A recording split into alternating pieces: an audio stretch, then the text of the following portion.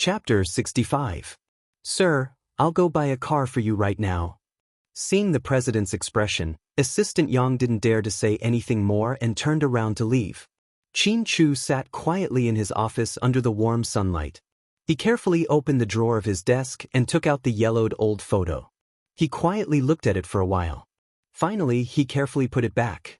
Luxury Design Department Jiang Linyue heard that the president was in a good mood today and even gave her double pay, so she thought this was a rare opportunity. After work, Jiang Linyue purposely carried a lot of documents and walked towards the president's office in her 5-inch heels. As she wished, she saw the president walk out of his office. Just as the two were about to walk past each other, Jiang Linyue purposely slipped. Then, all the documents in her hands flew out. She also elegantly fell to the ground. Jiang Linyue didn't realize what happened until she was lying on the ground and felt pain all over her body. Shouldn't the president be the one to catch her at a critical moment and gently hug her? That's how romance novels are written, and that's how the 8 p.m. TV shows are played. Who could tell her why she didn't succeed? Qin Chu looked at the female employee who fell in front of him and frowned slightly. Walking over her was too ungentlemanly. Qin Chu decided to walk around Jiang Linyue, as if she was nothing more than an obstacle in his way. Then he picked up his phone and called his assistant, Assistant Yang. Sir, what are your orders? Tell the administration department that starting tomorrow, all female employees at the company are not allowed to wear shoes over 3 inches high. Understood, sir. Although Assistant Yang didn't know why the president gave such a strange order, he did as he was told. Jiang Linyue looked at the president's back as he left, wanting to cry. What could she do to get close to this sugar daddy? She felt a sharp pain in her foot. Would it break? She really did everything she could to get the president's attention. Huamin took a hot shower at home, washed a lot of clothes, and did a thorough cleaning. Just as she was about to take a break, she heard a knock on the door. She looked at the clock. It was 5:30. It seemed that the person who came at this time should be Qin Chu. Sure enough, when she opened the door, she saw Qin Chu standing at the door. He was wearing a navy blue custom-made Italian suit. He hadn't had time to change, which meant that he had just gotten off work. I'll pick you up. Let's go. I still have a lot of things here. I'll take them all. No, I'll get someone to take care of this. You just need to bring some necessities. I'll wait for you in the car. 10 minutes later, Huamin came out of the room with a cardboard box. Inside were some of her favorite books and a watermelon pillow. She had lived in this house for more than a year, so she really couldn't bear to move out all of a sudden. However, Qin Chu was right. Since the two of them were already married, it was indeed a bit unreasonable to continue living separately. When you check out, don't forget to take back the 2,000 yuan deposit that I paid, Huamin reminded as he sat in the passenger seat. Qin Chu was a bit speechless, but he still nodded. On the way back, Huamin was a bit uneasy. Are we going to live with your parents? After a long moment of hesitation, Huamin finally asked. Are you kidding me? So you're saying that we're going to live alone? Huamin was a bit excited. What do you think? Qin Chu asked back. Chapter 66. Huamin bit her lips and didn't say anything else. However, she was secretly relieved. She really didn't like Qin Chu's parents and didn't want to have anything to do with them. Half an hour later, they arrived at Imperial Park, the largest wealthy district in First Ring Road. Qin Chu slowly stopped the car. Huamian raised her head and looked at the luxurious wealthy district, feeling emotional. This place opened 2 years ago and was only sold last year. It was said that the unit price per square meter was more than 80,000 yuan. This was a famous wealthy district in Sea City. Apparently, a famous feng shui master from Hong Kong was hired to take a look. It was backed by a mountain, facing a lake, and on the left was the road. It was as the saying went, Azure Dragon, White Tiger, Vermilion Bird, and Black Tortoise were all here, because it was close to the largest natural lake, Lake Emerald. The property prices here were always high. Netizens on the forum once joked that this place was a treasure trove of feng shui. If the direction was reversed, it would be as good as the Sun Yat-sen Mausoleum. Are we staying here? Yes. Qin Chu nodded and led Huamin inside. It was a small high-rise design. The tallest building was only 16 floors. The space between the floors was large and there was plenty of sunlight. The architectural style was British style with a dark red exterior. Huamin liked it very much. The district's lobby was luxuriously decorated and could be compared to a 5-star hotel.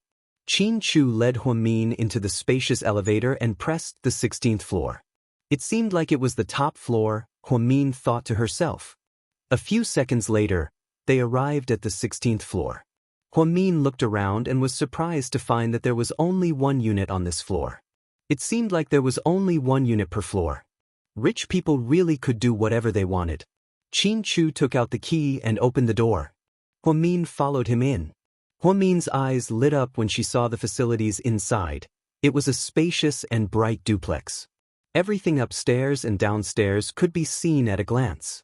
The white European-style decor was grand and gorgeous. At a glance, it was at least 200 square meters. In such a sky-high price area, it was really a luxurious house among luxurious houses. Because we decided to get married at the last minute, we didn't have time to choose an address, so we bought this place at the last minute. We'll make do with it for a while. When the renovation of the Nanshan villa is done, we'll move there. No need, it's fine here. Huamin swallowed his saliva and replied slowly. If I didn't hear wrong, Qin Chu said that he bought this place at the last minute and wanted to make do with it. Oh my god, 80,000 yuan per square meter, a prime location in First Ring Road, less than 10 minutes walk from the first hospital. Qin Chu actually said that he would make do with a house that cost more than 10 million yuan and renovations that cost more than 1 million yuan. Everything here is complete. If you need anything, just tell me and I'll get someone to prepare it. All right. Huamin nodded. At this moment, Qin Chu's phone rang. Hey, I'll go back now. And wait for me. After hanging up the phone, Qin Chu looked at Huamin and said, I have to go back to the Nanshan villa for a bit. You should get some rest. Huamin nodded. Qin Chu got up and was about to leave when he suddenly thought of something. He walked in a few steps, took out a key card and a bunch of keys, and placed them in Huamin's palm. Take these are the keys. The real estate certificate is on the coffee table. You can keep these. After speaking, Qin Chu turned around and left. Huamin held onto the keys, a little confused. She just moved in with Qin Chu. She glanced at the real estate certificate on the coffee table and opened it. Sure enough, she was the owner of the house. At this moment, she actually felt her eyes sting. It wasn't that a man spending money on you was a good thing. It was just that she understood Qin Chu. Although he was domineering and overbearing, he would always give you what he thought was the best. That was his way of being nice. It was like this 7 years ago, and it was still like this 7 years later. Qin Chu, he was the man that she once loved so deeply that it was engraved in her heart. Huamin stared at the real estate certificate in a daze. Then, she suddenly thought of something and quickly took out her phone to open up the mobile banking app. Then, she entered the password and checked her balance. If she remembered correctly, Qin Chu said that he transferred this month's salary to her card yesterday. She really wanted to know how much Tsundra Qin's monthly salary was. Chapter 67. When Huamin saw his balance, he was shocked. He carefully looked at the zeros. 1, 10, 100, 1,000, 10,000, 100,000, a million? That's right, with Huamin's 800 yuan balance, he had a total of 1,800,000 yuan. So, Qin Chu's monthly salary was 1 million yuan? 1 million yuan wasn't a lot for Qin Chu. The GK Corporation's total assets were at least a few billion yuan. A mere 1 million yuan was just a formality. The finance department gave the president a symbolic salary of 1 million yuan each month. However, 1 million yuan was already an astronomical figure for Huamin. Did that mean she would never have to worry about food and clothing? Did this mean she married into a rich family?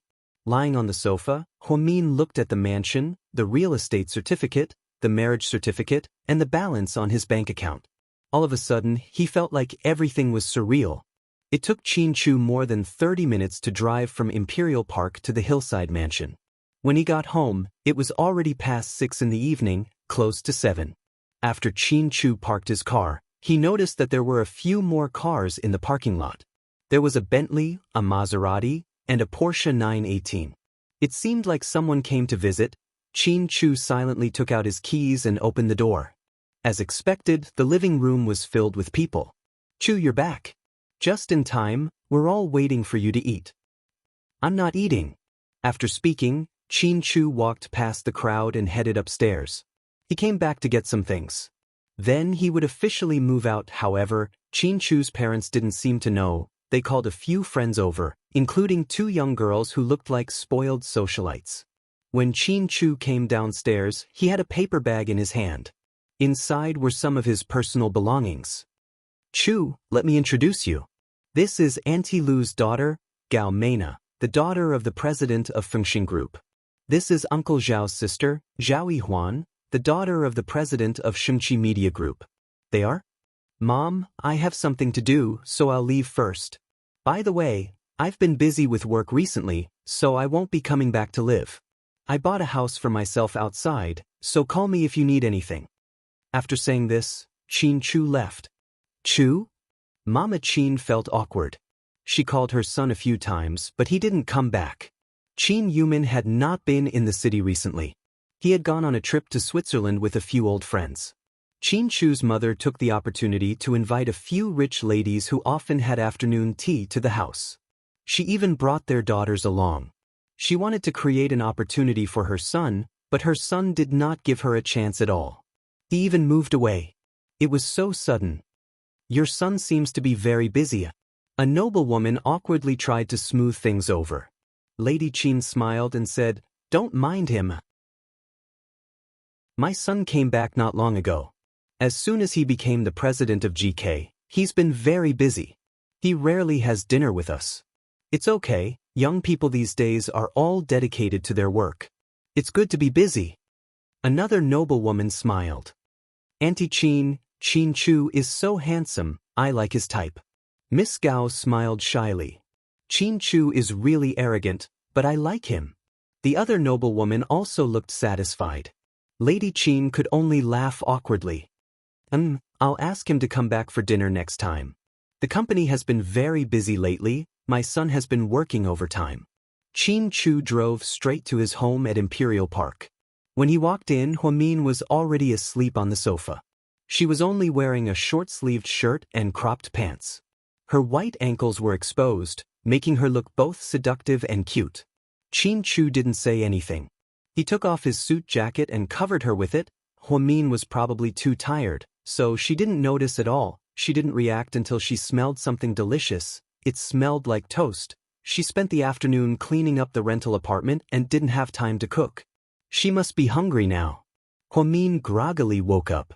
As soon as she opened her eyes, she saw the dazzling chandelier. She then realized that she was no longer in her rental apartment. This was her and Qin Chu's new home. "You're awake?" Qin Chu looked at her gently and asked. Chapter 68. Huamin looked up in a daze and saw Qin Chu sitting on the sofa next to him. He was wearing a coffee-colored shirt, casual pants, and a limited edition Patek Philippe diamond watch. He looked extremely luxurious. His fingers were flying across the keyboard of his laptop, and he looked like he was busy working. Huamin answered in a daze. "I made something, let's eat together." Before Huamin could respond, Qin Chu put down his laptop, got up, and went into the kitchen. Then he brought out 2 servings of toast, bacon, and 2 cups of steaming hot coffee. Huamin wanted to say that he wasn't hungry, but just as he was about to speak, his stomach grumbled. Qin Chu pushed the toast and coffee over and placed them on the coffee table. Huamin didn't want to be polite, so he picked it up and slowly ate. He didn't know if it was because he was hungry or something else, but the taste was amazing. The toast was smeared with butter and honey, and it was incredibly sweet. Huamin just happened to be a person who liked sweets. Qin Chu's gaze instantly softened as he watched Huamin quietly eat the food he made. Just then, Qin Chu's phone rang.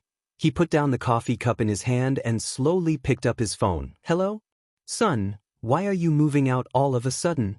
Lady Qin seemed to mind a lot. "I've been busy with work lately, and I've been working overtime a lot. It's inconvenient to drive back and forth. But you don't have to move out. Where's the new house? Are there maids, drivers, and cleaners? Mom, I can take care of that myself. Son, if you're not used to living here, remember to move back. I'm worried about you. Mom, I'm an adult. I know, but you'll always be a child in my eyes.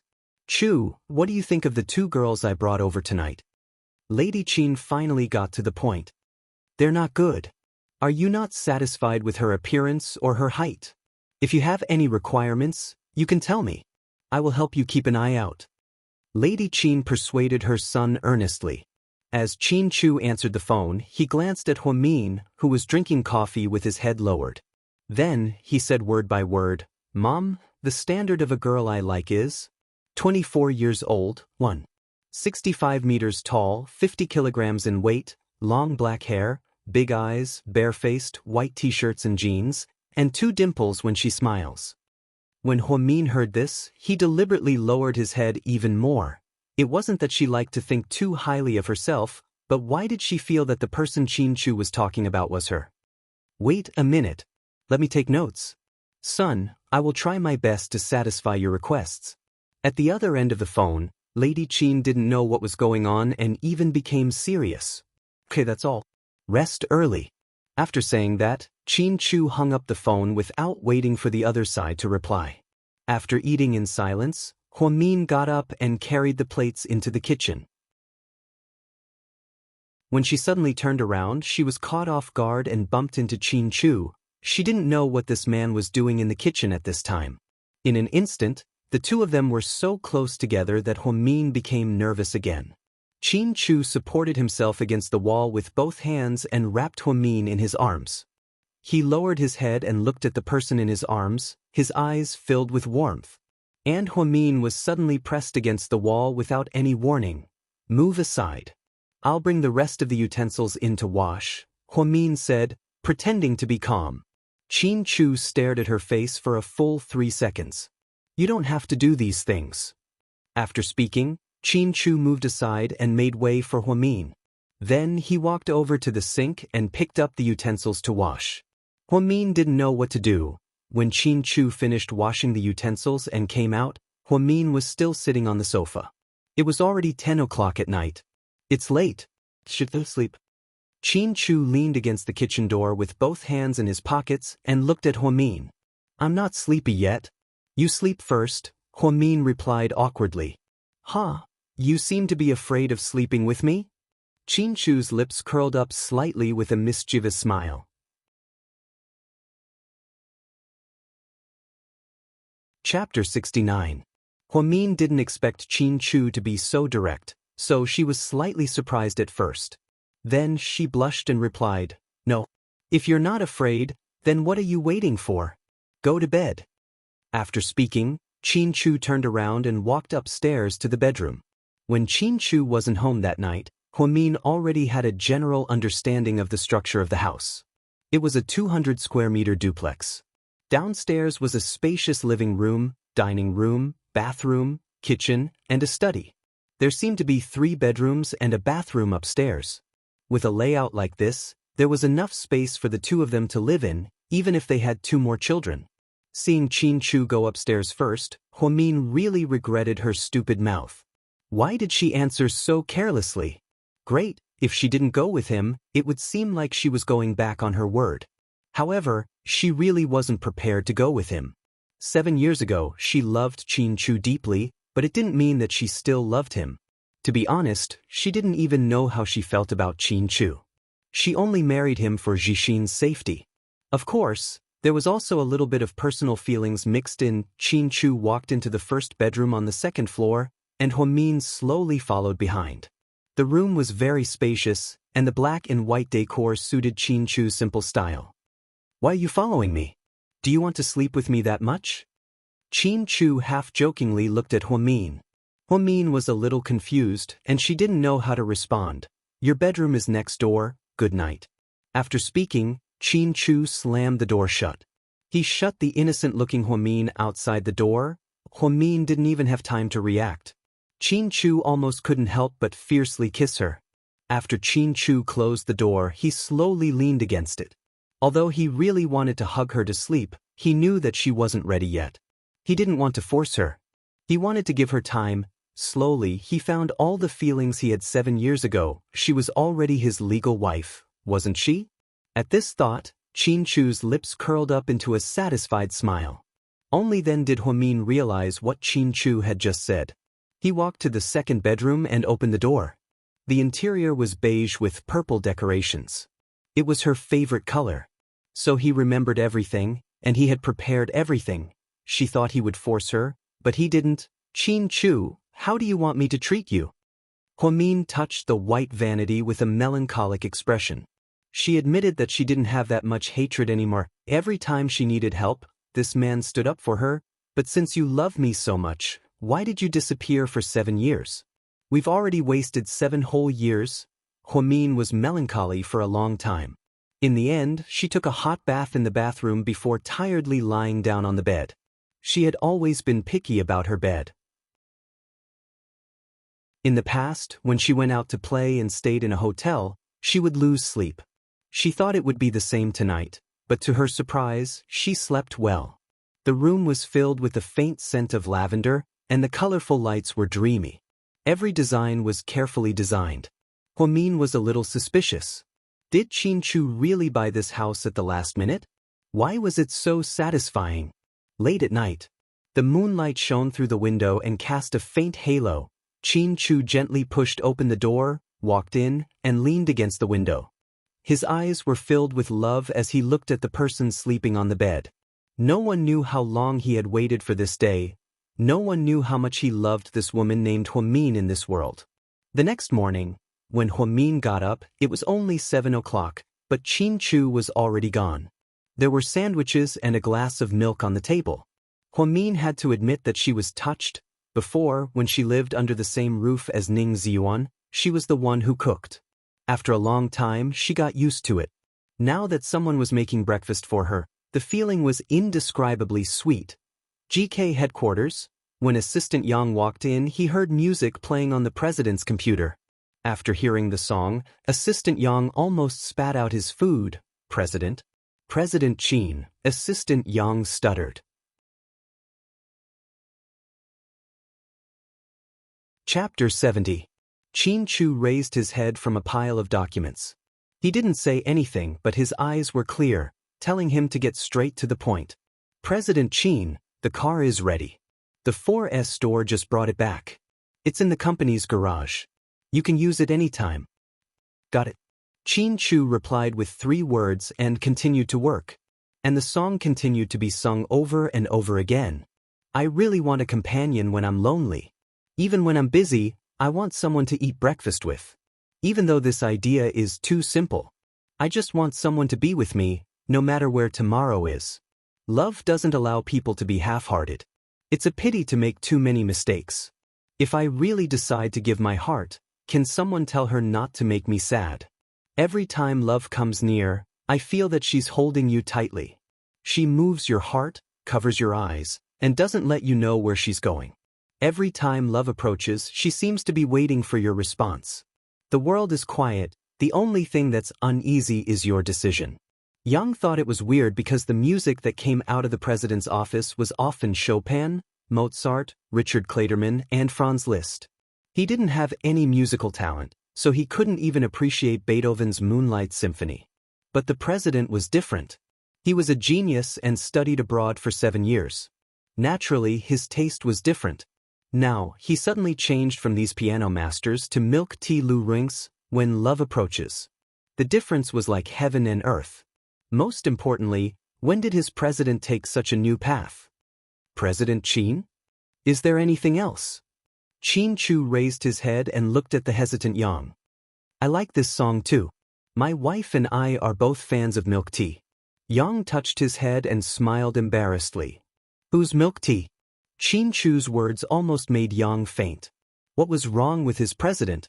He didn't know who milk tea was, but he still listened to her song over and over again. How could he be such a fan? She's the singer of this song. Oh. Qin Chu suddenly realized. The USB drive that he plugged into his computer today was not the one that he usually listened to. Yesterday, when the movers were helping Huamin check out, they tidied it up. It was said that they found it at Huamin's bedside. Qin Chu felt that these might be Huamin's favorite songs, so he listened to them all morning. No wonder Yang thought it was weird.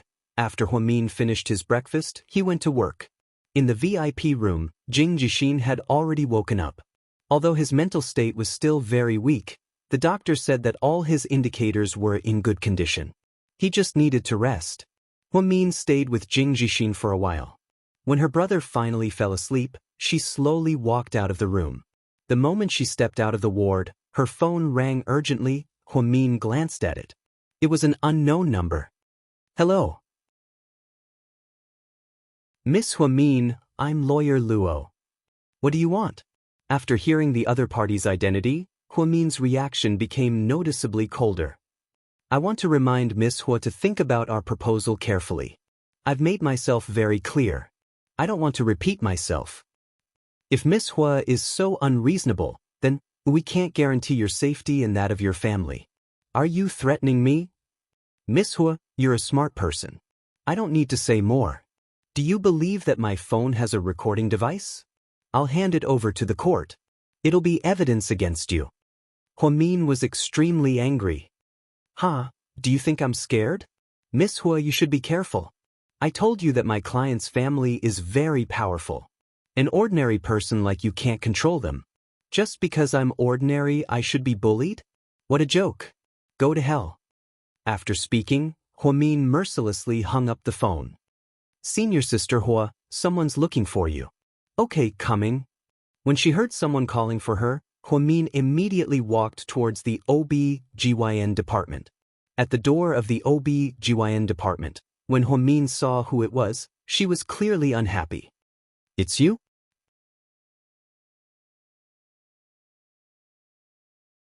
Chapter 71. Hi, little sister Mian, I haven't seen you in a few days and you've gotten prettier. Hua Xiqian was wearing a dark purple suit and black trousers. He was dressed in luxurious designer clothes. Unlike Qin Chu, he was more flamboyant when it came to dressing up. He liked bright colors, such as red and deep purple. Hua Xiqian was 29 years old this year. He was good-looking and looked like a gentleman. Plus, he was the vice president of the Hua Corporation, which made him very popular in the upper-class circle. It was said that he was also a master at picking up girls.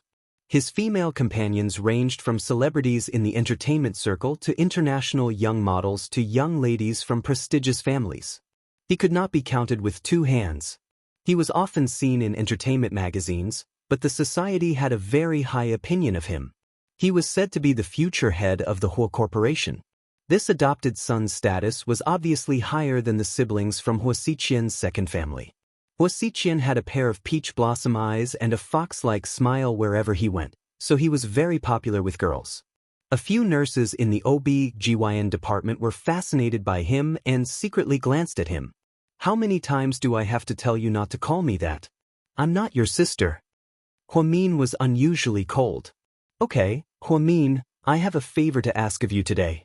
One of my female companions wants to do a gynecological examination, but it's too difficult to get an appointment with a specialist in your hospital.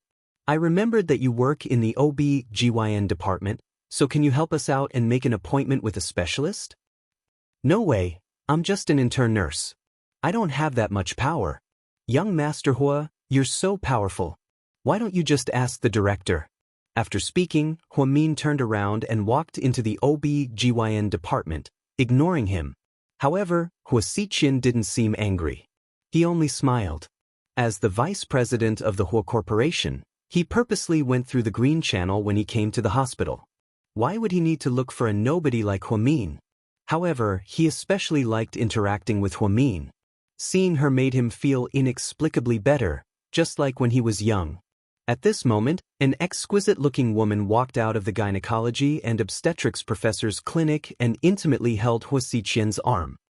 Xiqian, the professor said that I've caught a cold recently and doesn't want me to eat seafood anymore. It seems like we'll have to go to the beach less in the future.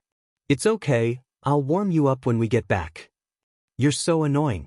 "Huh, you're always teasing me," the woman said coquettishly. Then, the two of them turned around and left. "Senior Sister Hua, who was that person just now? He looks good, and he's wearing big brands. I can tell at a glance that he's from a rich family." The young nurse, Huang Yu, asked with interest. "A friend of a friend of a friend." "I'm not familiar with them." Huamin had never been willing to talk too much about the Hua family. "Huang Yu, are you stupid? Don't you read the newspapers? Wasn't that young Master Hua? No wonder he's one of the 4 princes of Sea City. He's really good-looking and rich. He looks much better in real life than in the photos. It's just that he's a bit of a playboy," another nurse said. "Fourth young master? We've never heard of them." Huang Yu looked confused. "That's why I said you're from the countryside. The 4 princes are all eligible bachelors of the upper class. I heard that they're all unmarried. Hua Xiqian is ranked 2nd.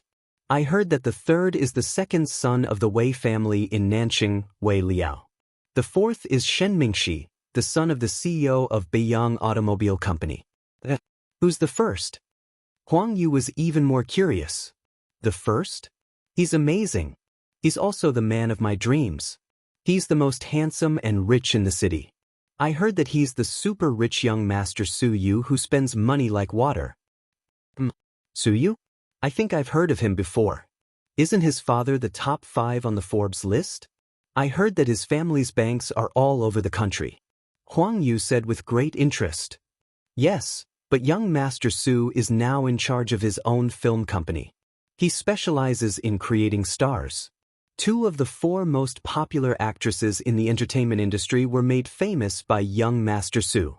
Huamin listened quietly and didn't interrupt because she wasn't interested in these things at all. Just then, an older nurse came in and looked at them with disdain. "What 4th young master? They're all behind the times. The most popular upstart right now is GK's young master. I heard that he's been back for almost a month and has secretly inherited the throne.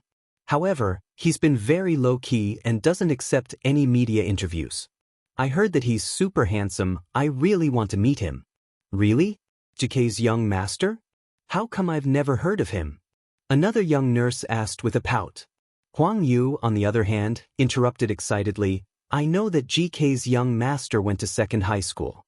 My sister is studying there right after him. I also know that his name is Qin Chu. But I heard that he went abroad for many years. Is he back? How come I haven't heard anything about him?" Then, Huang Yu tugged at Huamin and asked, "Senior Sister Hua, aren't you also from 2nd high?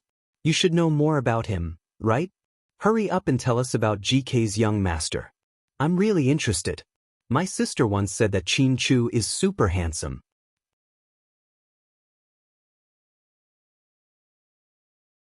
Chapter 72. Huamin didn't know how to answer the question. "I don't know him that well." He didn't want to be too high-profile, so he gave a vague answer. Upon hearing Huamin's words, the other 3 nurses looked slightly disappointed. Since the OB/GYN department wasn't busy, Huamin got up and went to visit his brother in the VIP room. However, he ran into the family of the patient from the other day at the door. It was the mother of the boy from the car accident. She was a plump, middle-aged woman, and her red dress was particularly eye-catching. "Hey, wait a second. What's up?" Huamin turned his head. "I heard that you didn't want to settle it in private, right?" "Yes." "Is it because they didn't give you enough? How much did they give you?" The middle-aged woman's eyes lit up, as if she wanted to get some information from Huamin. However, Huamin wasn't an idiot. "No, I didn't ask for compensation." "You didn't ask for compensation? Why not? You didn't come to an agreement, right? I'm telling you, take the opportunity to ask for more. I heard that your brother hurt his head. You can exaggerate and say that there will be sequelae, that he will become stupid, and that he won't be able to take care of himself. That way, they will give you more." Then, the middle-aged woman deliberately lowered her voice and said, "Did you know? I heard that the kids' parents are from the finance department. Not only are they rich, but they also have power. I'll go through the normal legal process and sue them. I don't want any compensation. I'll make the perpetrator take responsibility." Huamian didn't want to say anything else and turned to walk back into the hospital room. The middle-aged woman was stunned at first, then she rolled her eyes and cursed, "Is this girl's brain rusty?" Inside the room, after Jing Jixin woke up, other than his complexion being a bit pale, everything else was fine. Huamin found a caregiver to take turns with his mother. He would also come over often. "You look better today than yesterday." Huamin walked in with a smile. "Sis." Jing Jixin smiled warmly when he saw Huamin. "Aren't you on duty? What are you doing here?" His mother was still as cold as ever. "The obstetrics and gynecology department isn't very busy today, so I took the opportunity to take a look." "Jixin, are you feeling unwell today?" Huamin reached out and touched his brother's forehead. Jing Jixin shook his head. "No, I'm fine. Don't worry, sis." "What about the compensation? I heard that those people contacted you?" Yang Meirong asked as she knitted. Huamin paused for a moment before slowly replying, "Mom, I'm giving up on the compensation. We have enough money for the surgery, and Jixin's surgery was a success, so I'm not asking for compensation. I want to go through the legal process and sue the perpetrator so that he can get away with it. Otherwise, he'll think that he took the money and got away with it, and my brother almost lost his life. I don't feel good thinking about that." She thought that her mother would scold her to death. After all, it was a large sum of compensation. But surprisingly, she didn't. Her mother just looked at her faintly and asked, "Didn't you say that the other party has a strong background? If we lose the lawsuit, then wouldn't we lose more than we gain?" "No, we won't lose. The other party was speeding on campus and was driving under the influence, causing such a serious accident. It's a big mistake in itself. If we lose unless the judge is blind, then even if their family has power and wants to suppress this, I can still find the media, post on Weibo or post on forums. Either way, once this incident gets noticed, they won't just sit back and watch. I believe that no matter how powerful the other party is, they won't be able to hide the truth from everyone." After Huamin finished speaking, Jing Jixin smiled cutely, showing his cute canine teeth. "Sis, you're so smart you even thought of this." Yang Meirong, on the other hand, rolled her eyes at Huamin and said, "Since you've decided to do this, then do it properly. But how are you going to pay back the money you borrowed? If you don't compensate us, then wouldn't it be a loss for us? With your lousy salary, how long will it take for you to pay back the money? You really know how to mess things up. Let me tell you, I won't help you pay back a single cent. You know our family situation. We're very poor. Unless you borrow from your dead father, but that's impossible. You should know how much he dislikes you."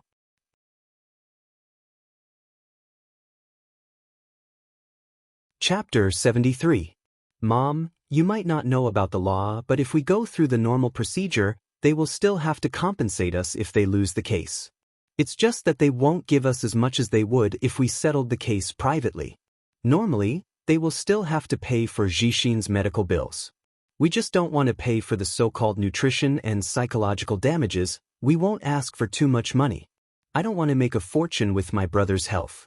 If we win the case, they will still give us the most basic things, so we don't have to worry about the money." "Sis, you're making it sound so complicated. How can Mom understand? Why don't you just say that if we settle the case privately, they might pay 1,000,000 yuan or so? However, if we go through the normal procedure, after the court sanctions them, they will only pay 300,000 yuan for Jixin's medical bills. There's a big difference in the middle, right?" Jing Jixin said. Huamin nodded. Yang Meirong didn't say anything. She only lowered her head and said in a low voice, "I hope everything goes well." Huamin could tell that although his mother didn't look happy, she agreed with him. Just then, there was a knock on the door. Huamin was extremely nervous. He was really afraid that Qin Chu would suddenly come to the hospital. If his mother saw Qin Chu, the atmosphere would be very tense. Huamian let out a sigh of relief when she saw the person walking in. It was Ning Ziyuan, Jing Jixin said slightly. Ning Ziyuan was wearing a white lab coat. He probably came from the on-call room as well. He held a fruit basket in his hand. He first looked at Huamin with a complicated expression. Then he greeted Huamin's mother, "Auntie. What are you doing here? Didn't you guys break up?" Yang Meirong said with a straight face. "I'm here to see Jixin. He's recovering well, get well soon. Ning Ziyuan said to Jing Jixin as he put down the fruit basket. Thank you, Ziyuan. Jing Jixin smiled. Mian. He looked at Huamin and opened his mouth slightly, as if he wanted to say something but stopped. Can you come out for a second? I have something to tell you. If you have anything to say, say it here. My mother and brother are not outsiders. Ever since the day Huamin went to Ning Ziyuan's new house and saw him in bed with another woman, and then righteously refused to lend him money, his good impression of him had completely disappeared. In the past, she would even be grateful to him for pursuing her for a few years, only now did she realize that a man could be so heartless when he turned hostile. If Ning Ziyuan had been willing to help her, she wouldn't have needed to beg Qin Chu. In the end, she still had to get married to Qin Chu. At the end of the day, Ning Ziyuan had become an important catalyst for this incident to develop to such an extent. At this point, Huamin felt that there was nothing more to say between the two of them. Upon hearing Huamin's words, Ning Ziyuan felt a little awkward, then he coughed lightly and said, Mian, I didn't expect this to happen so suddenly. I was blinded by jealousy. We've been together for more than 3 years. You should know how I feel about you. It's not that I don't want to help you, but I heard that you borrowed money for Jixin's surgery. I'm willing to help you pay it back. I can sell my house and car. Your family is my family, and Jixin is my brother. Can the two of us go back to? Before Ning Ziyuan could finish, Huamin decisively interrupted him. No. Mian, are you really not going to give me a chance? Ning Ziyuan begged. Huamian raised her head and looked into Ning Ziyuan's eyes as she asked, enunciating each word clearly, all I know is that when I was at my wit's end and had to beg you for help, when my brother was lying on the hospital bed and needed money to save his life, you were having an affair with another woman in the house that we shared the down payment for. Ning Ziyuan, I'm not a bun, and you're not a dog. Stop bothering me about what happened between you and me. I don't blame you for not helping me, but I really think it's a bit ridiculous that you're doing this with hindsight. Ning Ziyuan was so embarrassed by Huamian's words that he wanted to crawl into a hole and hide. At the same time, he was shocked. In his eyes, Huamin was always a gentle girl. How come she was so sharp-tongued now? Every word she said was like a knife, leaving him speechless. You seem to have changed. Ning Ziyuan hesitated for a long time before saying. Huamin smiled faintly upon hearing this.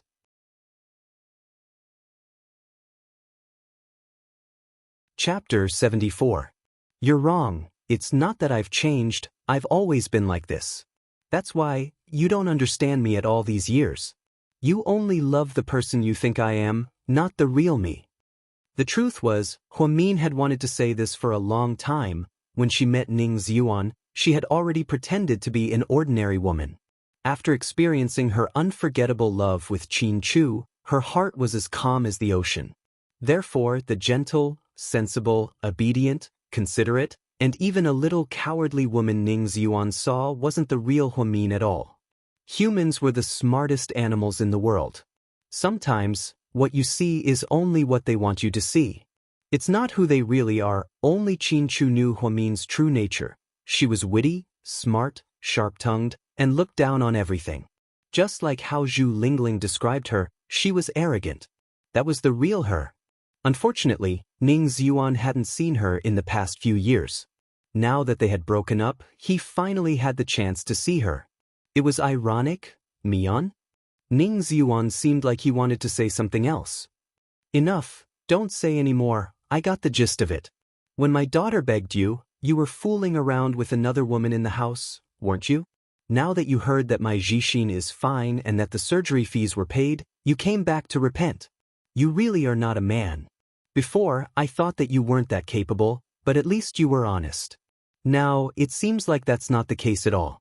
Not only are you dishonest, but you also like to give advice after the fact. Stop nagging, I'm annoyed by it. Get out, since we broke up, I'm no longer your aunt, and Jixin is no longer your brother. Auntie, get out, take your insincere fruit basket with you. After speaking, Yang Mirong got up, picked up the fruit basket, and pushed Ning Ziyuan and the basket out. Mum, well done. You really helped sis vent her anger. Jing Jixin gave her a thumbs up. Yang Mirong glanced coldly at Huamin. Next time you're looking for a man, you better open your eyes. What kind of trash is this? Got it, Mom. Then I'll go back to the OB/GYN department first. Don't be too tired. When the nurse comes to work, you should go home and rest. When Huamin walked out of the room, he felt a little uneasy. Although her mother didn't treat her well, her attitude towards Ning Ziyuan just now was obviously to protect her. However, if her mother knew that she was not only dating Qin Chu in private, but also married to him, she would be devastated.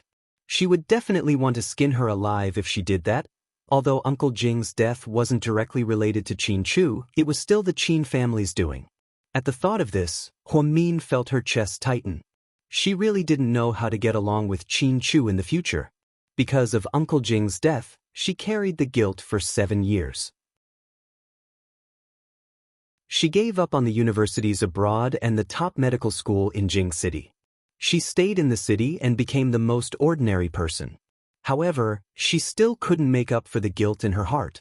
The worst thing was she realized that she didn't hate Qin Chu as much as she did. She knew that what she did was wrong to Uncle Jing. 9 p.m., Huamin was on shift for her colleague. After tiredly changing into her clothes, she walked out of the hospital. She lowered her head and took out her phone.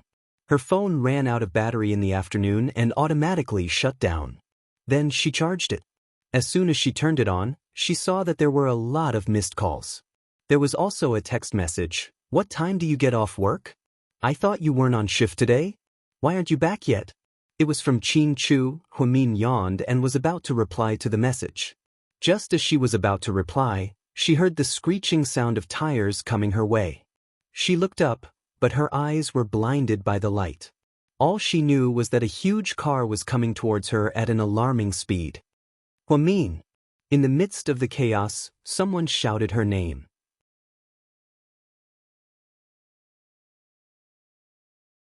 Chapter 75.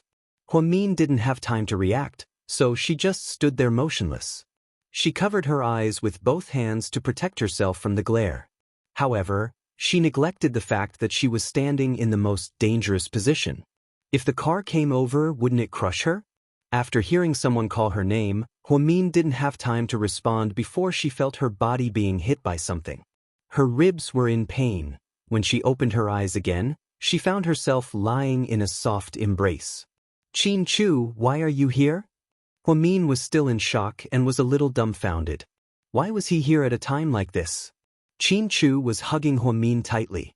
The two of them were lying next to a telephone pole on the side of the road. Their posture was extremely intimate. Are you okay?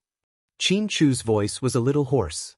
God knew that at that moment, his heart was about to jump out of his chest. I'm fine, Huamin stuttered. Then she slowly got up and checked her wound. She found that other than her ribs being hit by an unknown object like Qin Chu, there was no other problem. When she turned around to look at Qin Chu, she was a little shocked. Your hand is injured. It's okay, it's just a scratch. No, I have to bandage it for you. Otherwise, it will get infected. With that, Huamin pulled Qin Chu to the hospital. There's a first aid kit at home. You can bandage it for me. With that, before Huamin could say anything, Qin Chu held her hand tightly and said, It's late. Let's go home. Then he held Huamin's hand and walked to the front of the low-key white Volkswagen CC. The two of them got in the car. In the front passenger seat, Huamin hesitated for a long time before she asked, Just now. Why were you there? I thought you were going to ask why the car suddenly sped up in front of the hospital, Qin Chu replied with a question. Answer me first. I couldn't get through to you on the phone, and you didn't reply to my messages. I came to the hospital to wait for you after work.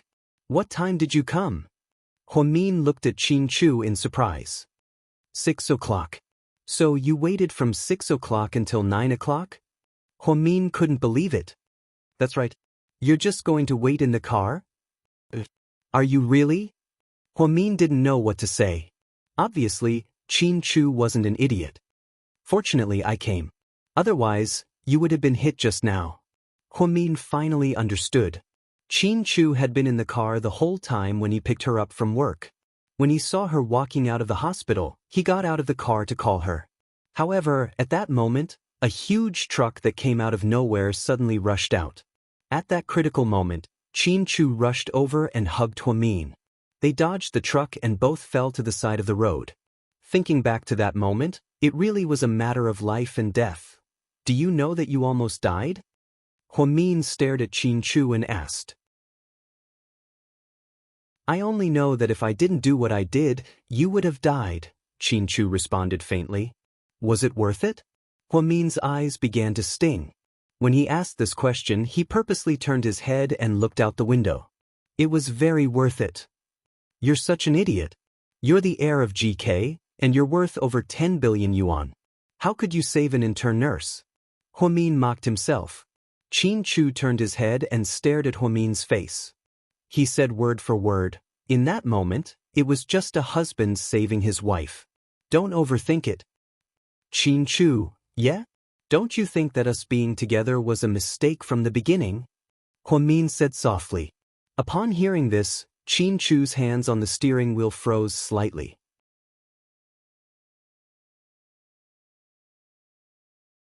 Chapter 76.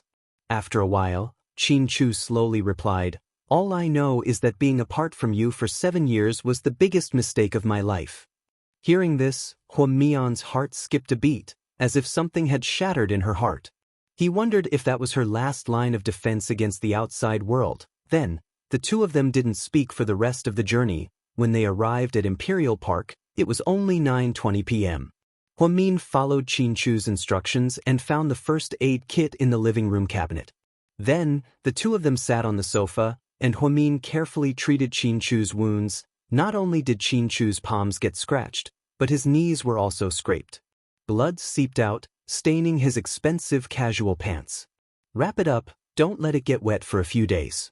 Be careful when you shower, Huamin reminded him. Okay. Also, you take off your pants, I'll wash them for you. It's okay, I'll just take these to the dry cleaners. Okay, then you should rest early. I'm a bit tired, I'm going to rest now. After speaking, Huamin was about to head upstairs.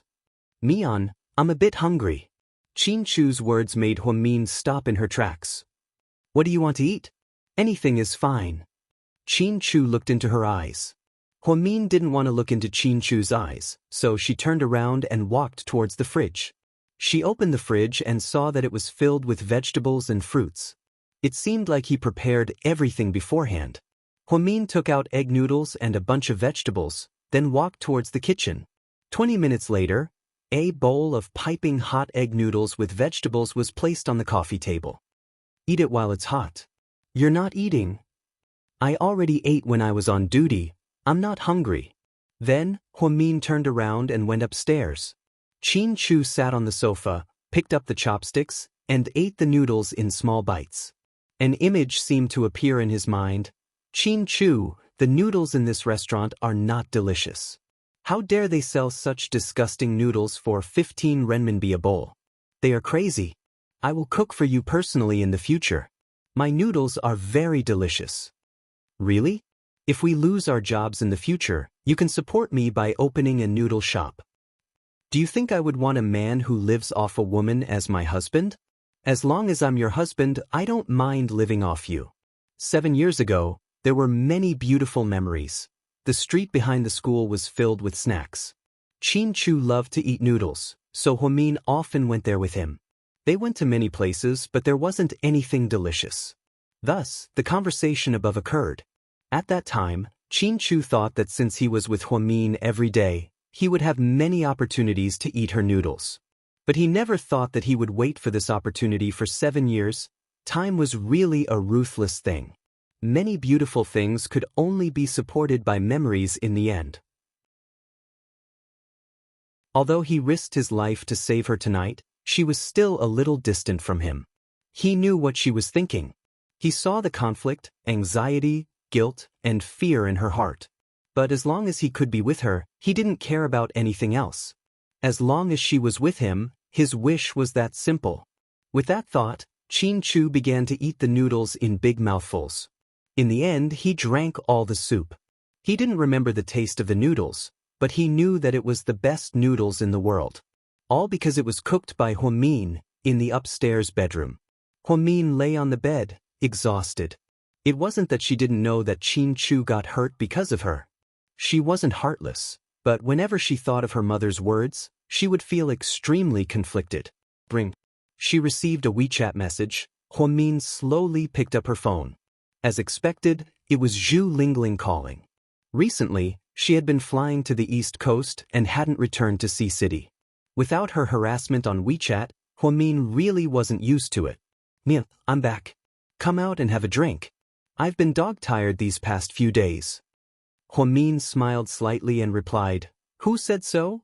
Dogs aren't as tired as you are." Zhu Lingling was speechless. Then, Huamin sent Zhu Lingling a WeChat message. There were only 6 words on it. "Lingling, I'm married." After seeing these 6 words, Zhu Lingling jumped out of bed in shock.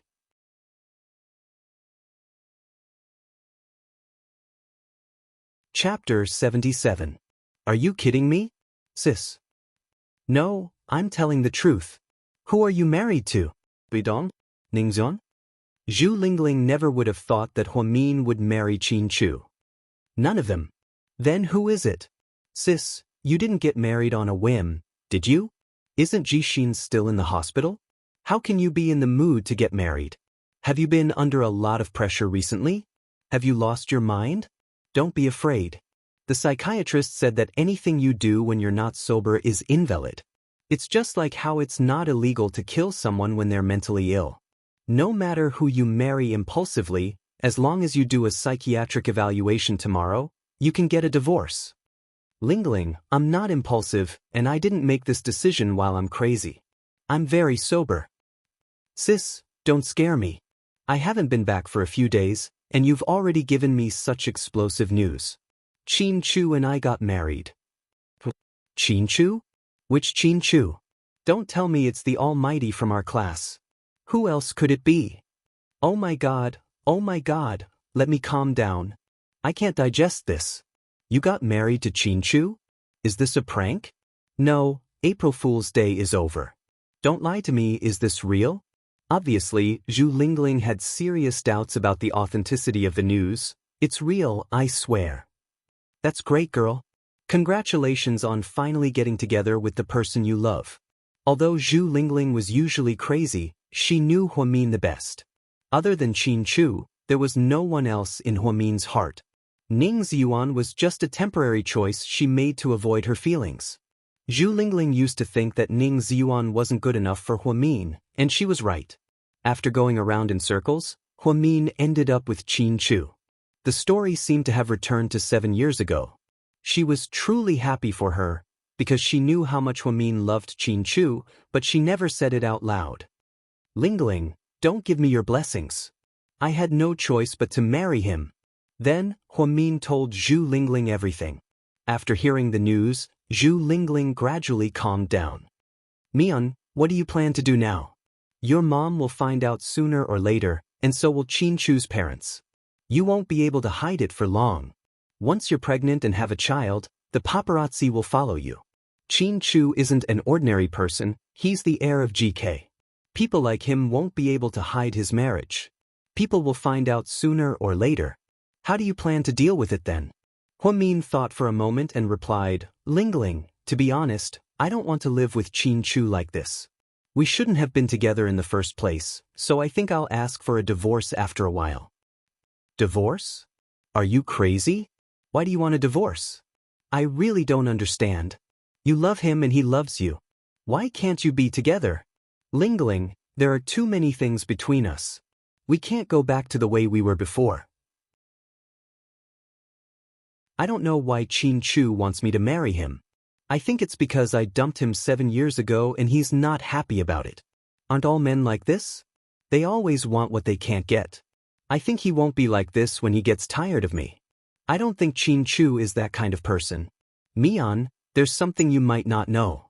During the class reunion, Qin Chu personally invited Mr. Yao from New Zealand. Mr. Yao was the one who called you. You can see how much he wants to see you. So what? Too many things have happened in the past 7 years.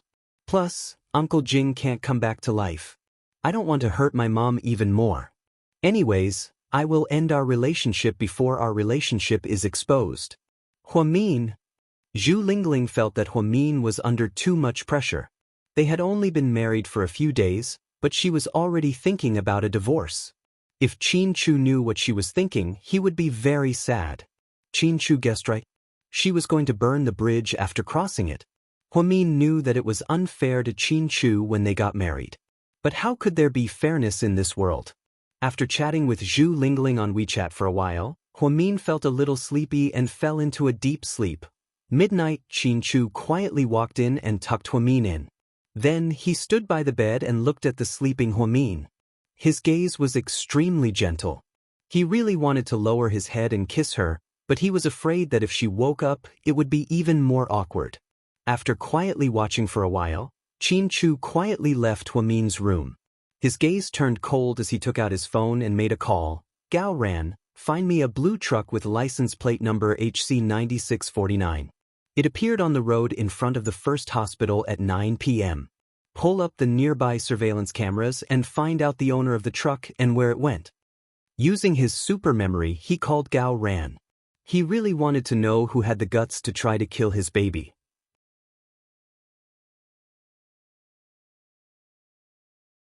Chapter 78. Bro, what are you doing in the middle of the night? Gao Ran was still half asleep on the other end of the line. That's all, I want the information tomorrow morning. After speaking, Qin Chu didn't wait for Gao Ran to reply and hung up the phone. The next morning, when Huamin woke up, to her surprise, Qin Chu was still there. She remembered that he left before 7 a.m. every day. When the two of them met in the morning, it was a bit awkward. Especially when Huamin hadn't washed her face yet and her hair was still messy. You're not at work yet? Yeah, I don't have much to do today. Qin Chu was reading the financial newspaper as he sat at the dining table. On the dining table were two sets of breakfast, Western breakfast again. To be honest, Huamin was already a bit sick of eating breakfast. However, if he didn't eat the breakfast that Huamian made out of kindness, it would be too pretentious of him. You seem to like Western breakfasts? Huamian asked, unsure of what to say. Qin Chu put down the newspaper, glanced at her, and replied, because I don't know how to make Chinese breakfast. Huamin was completely speechless. No wonder he had Western breakfast every day and spaghetti and steak for supper. It turned out that he didn't know how to make Chinese breakfast. Ahem, then I'll do it from now on. No, I'll get a maid to do it. Trust me, it's not bad, Huamin explained. I didn't marry you to make breakfast. My wife doesn't need to do anything. She just needs to do what she likes. Huamin really wanted to say, Qin Chu, if you spoil me like this, I'll become arrogant. However, it wasn't appropriate for her to say these words. After all, things were still a bit weird between them. Are your injuries better? Yeah. Remember not to touch water. Yeah. Qin Chu nodded. I'm done eating. I'm going to wash up and go to work. I'll drive you.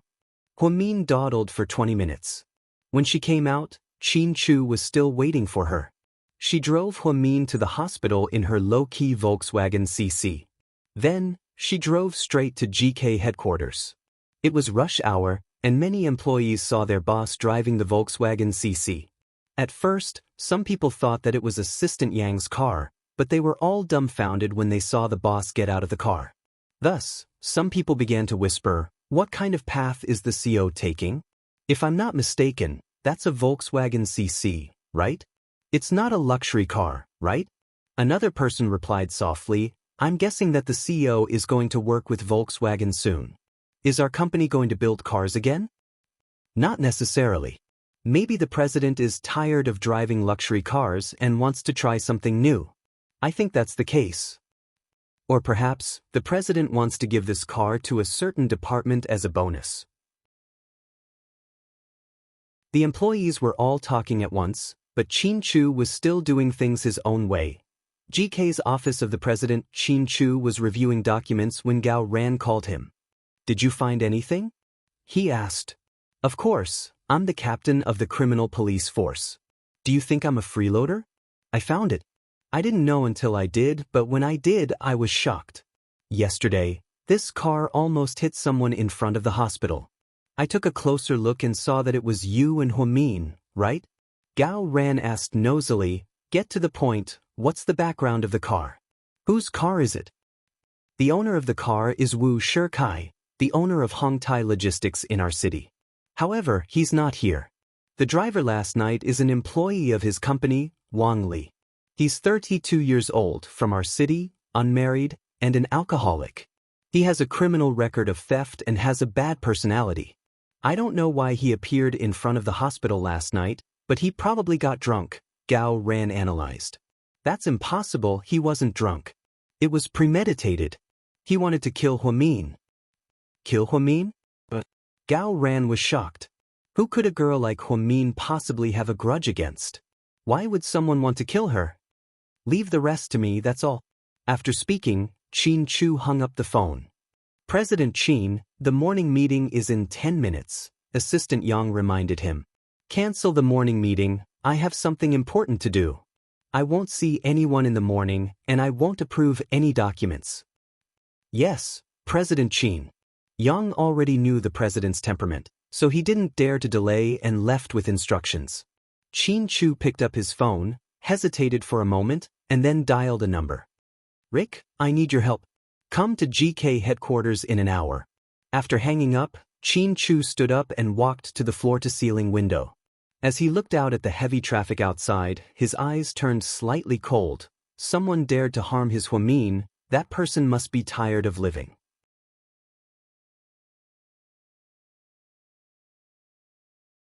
Chapter 79. Qin Chu gave Rick an hour, but it only took Rick 20 minutes. A fiery red Ferrari stopped in front of GK, and a tall man in a black leather jacket got out of the car. His appearance caused a commotion in GK. Since he was of mixed Chinese and French descent, his handsome face attracted a lot of attention. Inside the president's office, "Hey, Qin Chu, long time no see. Sit." Qin Chu got up and walked to the wine cabinet in his office.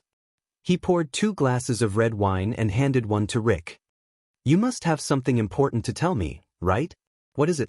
Rick swirled his empty glass and smiled. He had known Qin Chu for many years. They didn't talk often, but they were good friends. The truth was, men didn't have the same friendship as women. They didn't go out for tea or shopping every other day.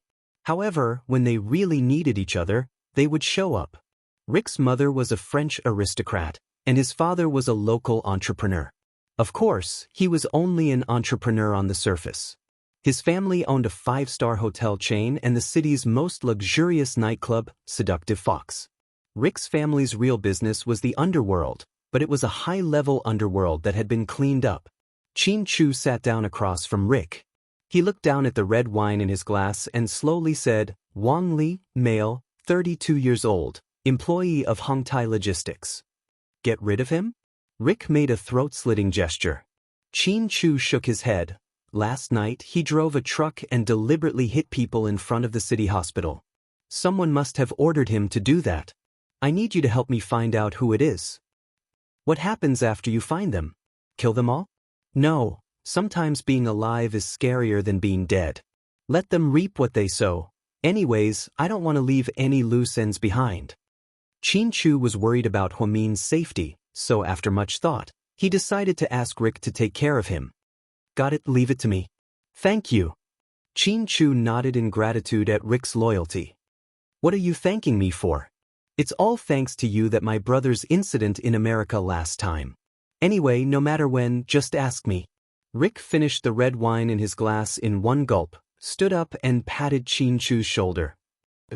By the way, how did this person offend you? Why are you asking me personally, huh? Rick was very puzzled. This kind of small punishment could be solved by Qin Chu in minutes. Why did he need to use him, a violent gangster? Because they almost hurt the person I care about the most, Qin Chu said word by word. The person you care about the most? Why is it? Looks like you're already with her. Congratulations. Rick smiled and turned to leave. For his friends who had known Qin Chu for many years, they all knew that Qin Chu only cared about one woman in his life. First hospital during his lunch break, Huamin was drinking water in the lounge when he recalled the frightening scene from yesterday. If Qin Chu hadn't hugged him in time and dodged, he would have been a corpse by now. The big truck was very fast and ferocious. Moreover, there was a speed bump in front of the hospital, indicating that it was not allowed to speed up. However, that person was still driving so fast. Was it as simple as being drunk? If it was in the past, Huamin wouldn't have thought too much about it. However, recently, Lawyer Luo came looking for him and didn't talk about that matter. Huamin still had lingering fears about this incident. Lawyer Luo's warning was very clear. She didn't listen, but that didn't mean that they didn't dare to do it. It seemed like the perpetrator had already started to make a move. Huamin clenched his fists tightly. He thought to himself, this society is so unfair. Those people were the ones who hit people first. Not only did they not accept punishment, but they also blatantly threatened the victim's family. If he had been hit and killed yesterday, the traffic police would have treated it as a traffic accident. They would have paid a few 100,000 yuan and let it go. Thinking of this, Huamin felt a slight chill down his spine. At this moment, his phone rang. "Where are you?" Qin Chu's magnetic voice came from the other end of the phone.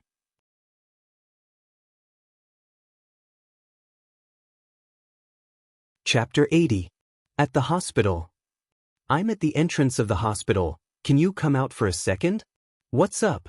Huamin was a little distant. She was actually very conflicted. She really didn't want to get too close to Qin Chu, but they cooked together every day, so she couldn't break away from him. "Something's up," he said in all seriousness. Huamin looked at her watch. There were still 20 minutes before work, so she still had time. She got up and walked towards the door. As soon as Huamin walked out, she saw his ordinary Volkswagen sedan. Qin Chu was leaning against the car. Huamin hesitated for a moment, then slowly walked over. Qin Chu handed over the reusable bag in his hand. "Here." "What's this?"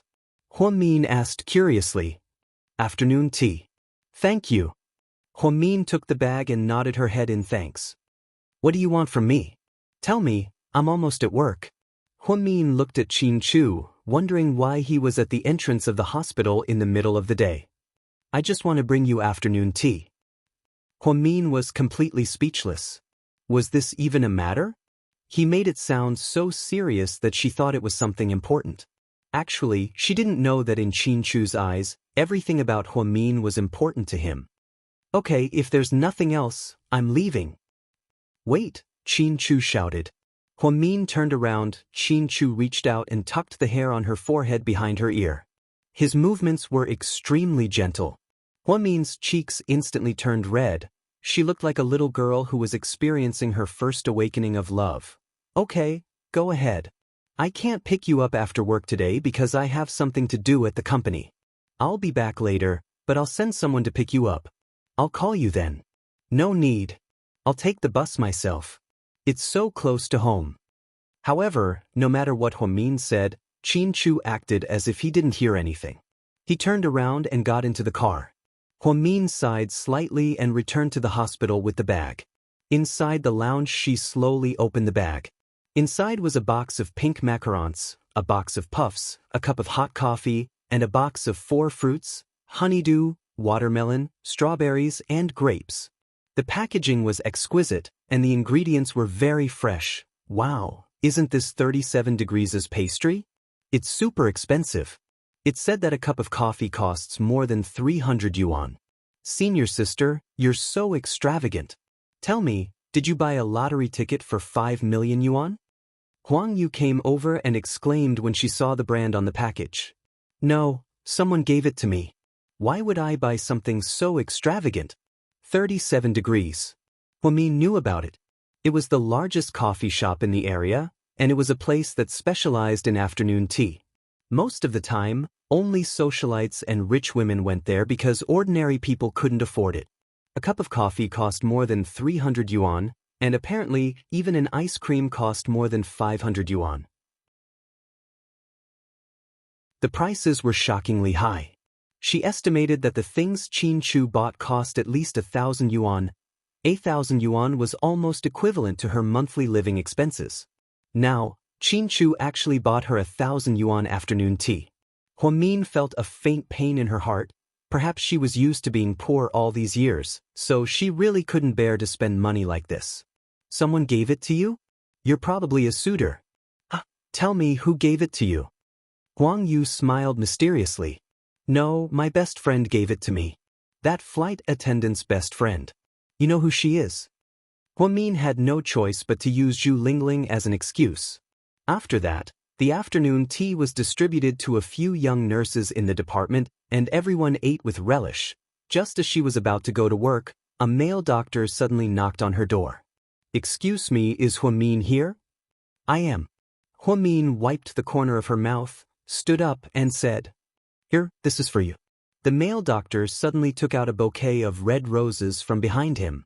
Huamin was momentarily dumbfounded. The point was, she didn't even know the guy in front of her. Could someone tell her what was going on?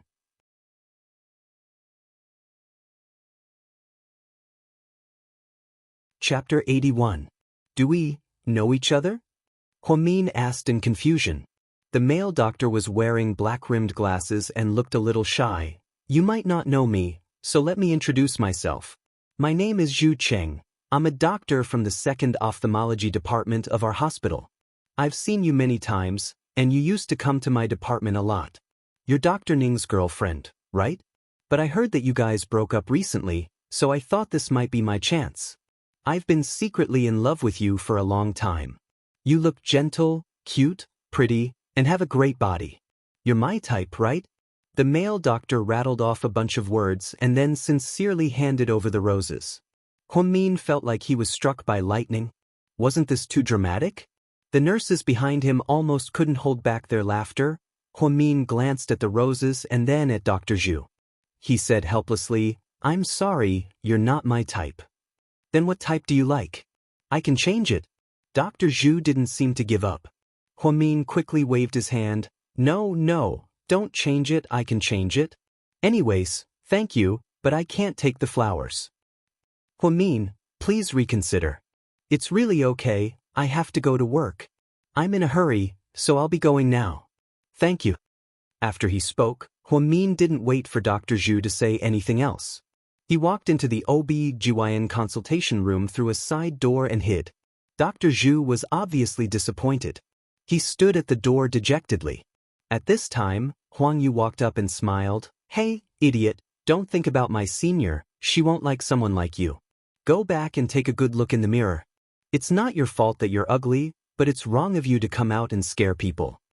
After she spoke, Huang Yu giggled and ran away. Dr. Zhu stood there dumbfounded. After a while, he slowly walked out with the flowers in his hands. He had been secretly in love with Huamin for a long time. In the past, whenever he saw Huamin and Ning Ziyuan talking together and seeing their dimples when they smiled, he felt especially warm. Later, He-Man told him that Ning Ziyuan and Huamin had broken up, so he wanted to give it a try. He didn't think that she wouldn't even give him a chance. Dr. Zhu was indeed a little ugly, but that wasn't the point. Most importantly, no matter how handsome he was, Huamin wouldn't accept him. To her, there was someone who had been deeply planted in her heart since 7 years ago, and no one could replace him. After manager Huamin, and Huamin. The assistant didn't understand what the boss wanted. He had been busy the whole morning and didn't even have time to eat lunch.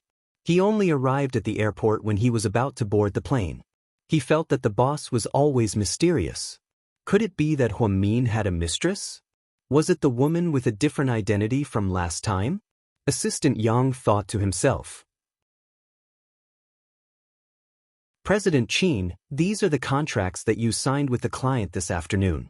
Here's the information, you can go through them on the plane. President Qin, you haven't had lunch yet? I wanted to order takeout for you, but it's too late. Why don't you eat something on the plane? I heard that the lunch in first class is pretty good. Qin Chu nodded. He was in a good mood. Have you booked the return flight? Not yet. There are only flights after 12 p.m., and it'll be 3 a.m. by the time you get here. I didn't want to disturb your rest, so I booked a hotel for you. It'll be better if you fly back tomorrow morning. No need, cancel the hotel and book the flight at 12 p.m. President Qin, it's too rushed. You'll be very tired. Book the flight. After saying these 3 words, Qin Chu turned around and walked towards the VIP entrance. Assistant Yang was speechless when he saw how stubborn his president was. Just how much did his president miss his home? He had to fly back in the middle of the night. It seemed like he didn't have a good relationship with the chairman and his wife. At the first hospital, when Huamin got off work, she received a call saying that Qin Chu ordered them to pick her up.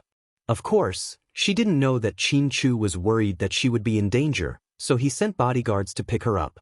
Although the hospital was only 10 minutes away from home, Qin Chu was still worried. "Miss Hua, this way please." The 2 bodyguards in black suits pointed at a black Mercedes-Benz. Huamin thought that the scene was a bit too grand. After she got home, she washed her face and sat down on the sofa to rest. Then she received a call from her mother. "Mom, what's wrong?" Huamin became nervous. She was worried that something might have happened to her brother. "Go back to the Hua family in a bit." Yang Meirong's tone was serious. Huamin's heart sank when she heard this. The Hua family, that heartless family? Did that person ask her to go back?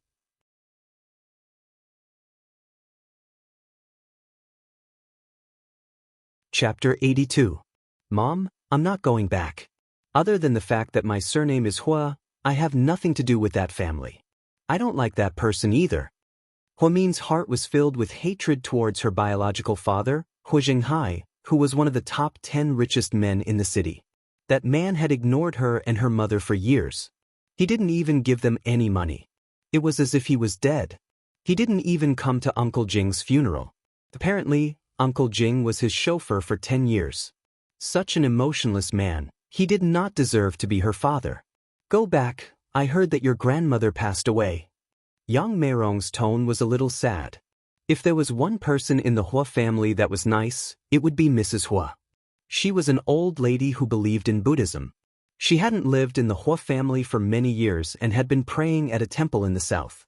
Huamin met her once. Her grandmother came to visit her with a chauffeur. She bought her pretty clothes and even gave her money. However, her mother didn't seem to want it. That was 10 years ago. At the time, Huamin was only a teenager. Upon hearing that her grandmother passed away, Huamin's heart skipped a beat. It was an uncomfortable feeling. "Go, don't worry about the others. Your grandmother was nice to you. She even came to visit you before. You should at least give her 10%. "Okay, I got it." After hesitating for a moment, Huamin finally nodded. She walked to her closet and wanted to find a black shirt to wear to the funeral. Suddenly, she remembered that she had moved and didn't bring her things with her. Now, other than the white lab coat that she wore for work, she was wearing a white t-shirt and jeans.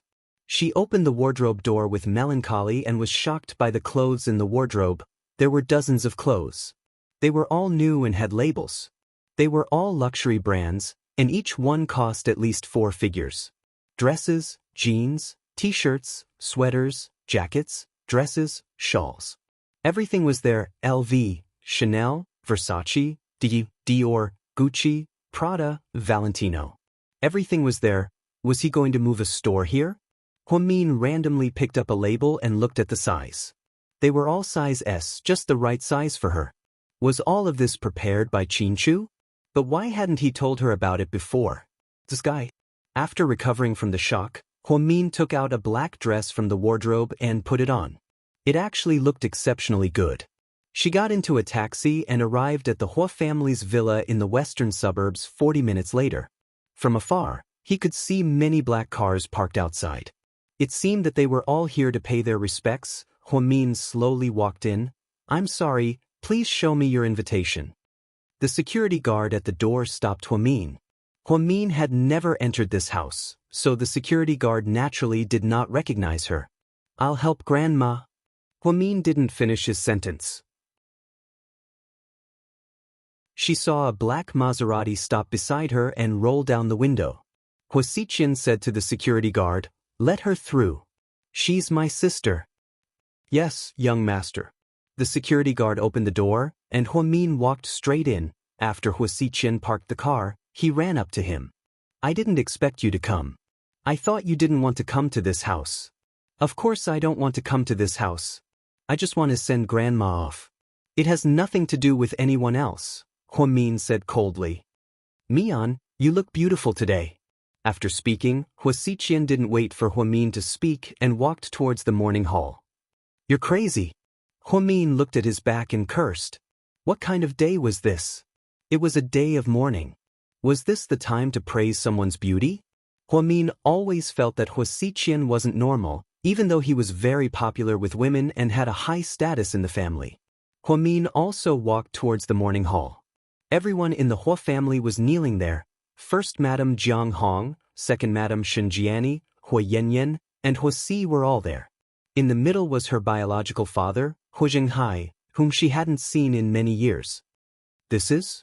Hua Jinghai looked at Huamin and didn't recognize him at all.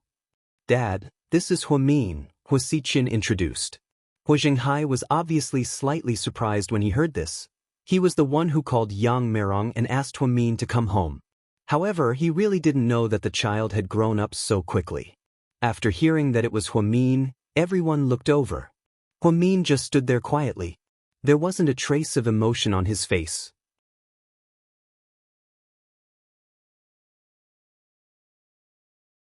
Chapter 83. Huamin? Which Huamin? Is he the bastard that my father had with another woman outside? Hua Yanyan, Huasiqian's daughter, said this. This girl was spoiled to the point that she didn't care about anyone, so her words were vicious. Who said I'm an illegitimate child? If that's the case, then you're also an illegitimate child, since you're also an illegitimate child? Huasiqian said this with a smile, so it looked like he was joking. Shenjiani's expression changed slightly when she heard this. Hua Yanyan was also unhappy. Big brother, how can I be the same as her? I grew up in the Hua family, and my mother has status. Who does her mother think she is? She's just a bitch who ran away with a chauffeur. Huamin glanced at Hua Yanyan and said coldly, a cultured person wouldn't open her mouth and curse. It seems like the socialite of the Hua family is only SOSO. Who are you calling uncultured? Hua Yanyan was furious when she heard this, and she almost stood up. Shenjiani pulled her back. Yanyan, don't cause trouble. Can't you see where we are? Since you're here, let's watch the coffin together. Quan, get her a mourning cloth. Hua Jinghai, who had been silent the whole time, said. Yes, master. Then, a servant brought in a long white mourning cloth. Huamin took it and tied it around his head. Then he slowly knelt down in front of the mourning hall. In the middle of the mourning hall was the old madam's portrait. Huamin felt terrible, but it wasn't to the point of tears. That would seem too fake. The Hua family also knelt for a while and then rested. Hua Yanyan only knelt for a while before she said that she was dizzy and was helped into the mansion. Hua Si also ran out, saying that he was entertaining a friend. After that, only Huamin and Huasiqian were left in the morning hall. Mian, take a rest if you're tired. You don't have to keep kneeling. I'm not tired, Huamin replied while burning paper in the basin. It'll be dinner soon. Get up and wash your face first. I'm not hungry. Huamin refused again. Huasiqian quietly stared at Huamin's face. After a while, she said, if it weren't for the nanny's funeral, I'm afraid you wouldn't even enter this house, right? You're really straightforward. Huasiqian smiled slightly. Huamin didn't say anything else. He just silently recited some words of blessing. Half an hour later, dinner time. Hua Jinghai looked around but didn't see Huamin, so he asked, where's the kid? She's still standing vigil. I asked Xiqian to call her, but she said she wasn't hungry and didn't have an appetite, Jiang Hong said. What do you mean she's not hungry? I think she's faking it. She wants to impress Dad. Women like her are the most hypocritical, Hua Yanyan interrupted. Yanyan, don't say things like that. Mom, I'm telling the truth. My classmates said that people like her, who come from a humble background, seem innocent, but are actually the most scheming. Because she lived at the bottom of society, she's seen a lot of ugly things. She's not that innocent. Dad, don't believe her. Hua Jinghai glanced at Hua Yanyan and didn't say anything. Huamin doesn't look like she's faking it. She doesn't need to suck up to Dad. After all, Dad hasn't given her anything in the past few years. She seems to be used to it. Huasiqian's words made Hua Jinghai's expression change slightly. Indeed, he seemed to have forgotten about this daughter of his. If it weren't for his mother's dying instructions, he would have asked Huamin to come back. He wouldn't have even called Yang Meng. Let's eat, Hu Zhenghai said after a moment of silence. 20 minutes later, everyone gathered in the morning hall again. Madame, Hu Zhenghai said slowly, Zhenghai, the feng shui master said that someone needs to stand vigil around the clock tonight. It's best if it's a woman, because men are afraid of offending people. Mom liked Yan Yan a lot when she was alive, so I think we should let Yan Yan stand vigil. Hu Yan Yan's expression immediately changed when she heard this. Andy, I can't do it. I have low blood sugar and I feel dizzy all the time. My mom made an appointment with a doctor and he'll be here soon to put me on an 4 drip. You should let my brother and brothers stand vigil. How could she stand vigil alone? How could she do something as scary as that? She was the Hua family's little princess. Xinjiani also chimed in, yeah, sis, Yan Yan isn't feeling well. How about I stand vigil for her? How can that be? Only the younger generation can do it. Mom, let Huamin stand vigil, Hu Xiqian volunteered. At that moment, everyone looked at Huamin. Huamin also heard their conversation. It was just a vigil. It was her wish to see her grandmother off. Can you do it alone? Madame Hu Zhenghai looked at Huamin and asked.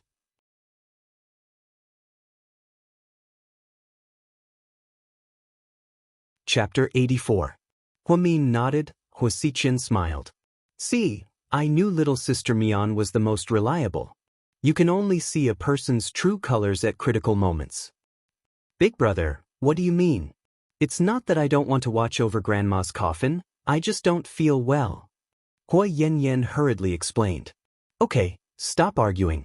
It's settled then. Huamin glanced at Hu Zhenghai with a complicated expression. After 9 p.m., Huamin was the only one left in the huge morning hall. There were wreaths on both sides, and in the middle was grandma's coffin, which contained her body. Apparently, the funeral wouldn't be held until tomorrow, so they had to stay overnight. Huamin graduated from medical school and worked in hospitals for so long that he was numb to the sight of corpses. Plus, it was his family, so he wasn't afraid. However, he didn't expect Hu Yanyan to be so timid. He really couldn't count on them. She silently lowered her head and burned the joss paper. Suddenly, she heard footsteps behind her. Thank you for your hard work tonight. The old voice was clearly Hu Zhenghai's. It's my job, Huamin replied faintly without turning around. I heard you didn't eat anything tonight, so I asked someone to make supper. It'll be here in a bit. I'm not hungry. Your mother, is she okay? Hu Zhenghai hesitated for a moment before asking. Thanks to you, she's doing very well, Huamin said on purpose. You guys are all the same. You're both so headstrong. President Hua, you must be joking. It's good that we're self-reliant. After all, no one in this world can be relied on forever. Relying on ourselves is the way to go. Huamin's words made Hu Zhenghai feel like he was invincible. Huamin, back then? Sorry, I'm not interested in what happened back then. If there's nothing else, President Hua, please leave. Didn't the feng shui master say that only one person can do it? Have you ever thought about coming back? Do you know what you'll lose if you refuse my offer? It's nothing more than inheritance rights. I'm not interested. President Hua, you don't have to feel guilty. After my grandmother passed away, I will never return to this family again. You? Hu Zhenghai didn't expect that Huamin didn't want to come back to the Hua family. She didn't want to come back even when he invited her. She heard from Xiqian that this child was now working in the hospital as an intern nurse. It seemed like she wasn't living a good life. With one word, he could arrange for her to be a high-ranking executive in the Hua Corporation with a high salary and no work. But she refused. She was just as stubborn and willful as her mother, inside the Hua family villa. Xiqian, I see that you're quite nice to that child. Do you have any private dealings with her? Jiang Hong asked as she held her teacup. No, I do want to interact with her, but she doesn't seem to like me. I can see that you're very protective of her. Do you have any plans? Hua Xiqian walked behind Jiang Hong and gently massaged her back. Mom, what do you think? You're not going to help her come back to the Hua family, stand on our side, and get an extra share, right? Jiang Hong knew her son well. Although he wasn't her biological son, she raised him since he was a child. She knew that he wasn't someone who would take advantage of others. That's a great idea, but it's not going well. That girl doesn't seem to want to come back. Maybe the Hua family shares are a temptation, but she might not want them. Plus, she's living a normal life now. Really? I'll ask her later. If you want, I'll help you. You should enjoy your old age. I'll take care of the internal strife. I won't care about those two idiots. Hua Xiqian smiled slightly. Qin Chu's flight was supposed to take off at 12 o'clock a.m. and arrive in the city at 3 o'clock a.m. However, he thought it was too late. After signing the contract, he drove to another city's airport and took another flight to come back earlier.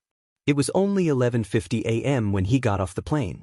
He went straight to his home in Imperial Park after getting off the plane. He thought that Huamin would be fast asleep, but when he opened the door, there was no one there. Huamin's voice rang out. She adjusted the vibration so as not to disturb her grandmother's rest. What is it? You didn't come home? Asked Qin Chu. I'm at the Hua residence, replied Huamin calmly. Qin Chu frowned slightly. He knew the relationship between Huamin and the Hua family very well. Didn't Huamin hate going back to the Hua family? Grandma passed away. I'm here to keep vigil, explained Huamin when Qin Chu didn't say anything. My condolences, comforted Qin Chu. I will. Are you the only one keeping vigil? Asked Qin Chu worriedly when he heard the silence.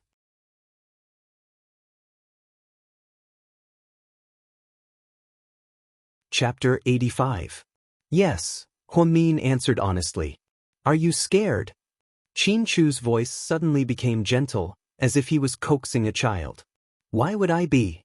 I went to medical school, so I'm not interested in corpses anymore. It's just that when I think about my grandmother lying inside, I can't help but feel sad. Birth, old age, sickness, and death are the laws of nature. None of us can change them. Don't take it too hard. I know. After Huamin said this, he added, Why are you still up so late? I just came back from a business trip. So late. Yeah. Then you must be tired. Rest early, Huamin said softly. To her surprise, Qin Chu had no intention of resting at all. He replied, Let's keep the call going. I'll stay with you. Perhaps he was afraid that Huamin would reject him, so Qin Chu added, I'll stay with you like this. Huamin had no reason to reject Qin Chu's kindness. She knew what kind of person he was. She didn't know if it was because she had stayed up all night, but her eyes felt slightly sore. Okay. After a long silence, Huamin only replied with one word. Then she put down her phone. The screen showed that the call was still going on. It was just that the two of them didn't speak anymore. This kind of company was undoubtedly the most special. Although it didn't really mean anything, Huamin felt that she was no longer alone on this sad night. Huamin silently burned joss paper for her deceased grandmother. She didn't feel sleepy at all until the sun rose. At 5:30 in the morning, the sun had just risen. Hua Xiqian walked over in a black shirt and black trousers. He was holding an old LV scarf in his hand. Before Huamin could say anything, he directly put it on her. I don't need it. Just put it on. That belonged to your grandmother when she was alive, unless you don't like it. Hearing Hua Xiqian's words, Huamin felt a little embarrassed to refuse. Otherwise, it would seem as if he despised his grandmother's things. Hua Xiqian looked at Huamin from head to toe and smiled. Little sister Min, the dress you're wearing must be expensive. You're mistaken. It's a high-quality imitation. Oh really? As a nurse, I don't think your salary is that high. But then again, your job doesn't pay that much. Have you ever thought about coming back to the Hua Corporation to help me? Sorry, I'm not interested in the Hua Corporation. Huamin decisively refused. Hua Xiqian seemed to have expected Huamin to say this. He just smiled and said, Oh, do you have a grudge against money? No, I have a grudge against you. Hua Xiqian spread out his hands innocently. Little sister Mian, I've always been very friendly to you. You shouldn't treat me like this. Huamin didn't say anything. Just then, a yin-yang master walked over and said, It's time to wake up. Go and get ready. We'll be leaving the city at 7 p.m. for the burial. Min slowly stood up after hearing this. However, she realized that her knees were too numb from kneeling. As soon as she stood up, she fell to the ground. Xian subconsciously went to help her up, but she dodged and fell to the ground. Why are you doing this? I can't eat you. Xian was a little helpless. Min didn't say anything. She slowly stood up with the help of an iron pole and walked towards the resting area. Seeing how stubborn Min was, Xian's smile deepened. Min found a quiet place to sit down. Suddenly, she remembered that her phone was still on. She was probably still on the phone with Qin Chu.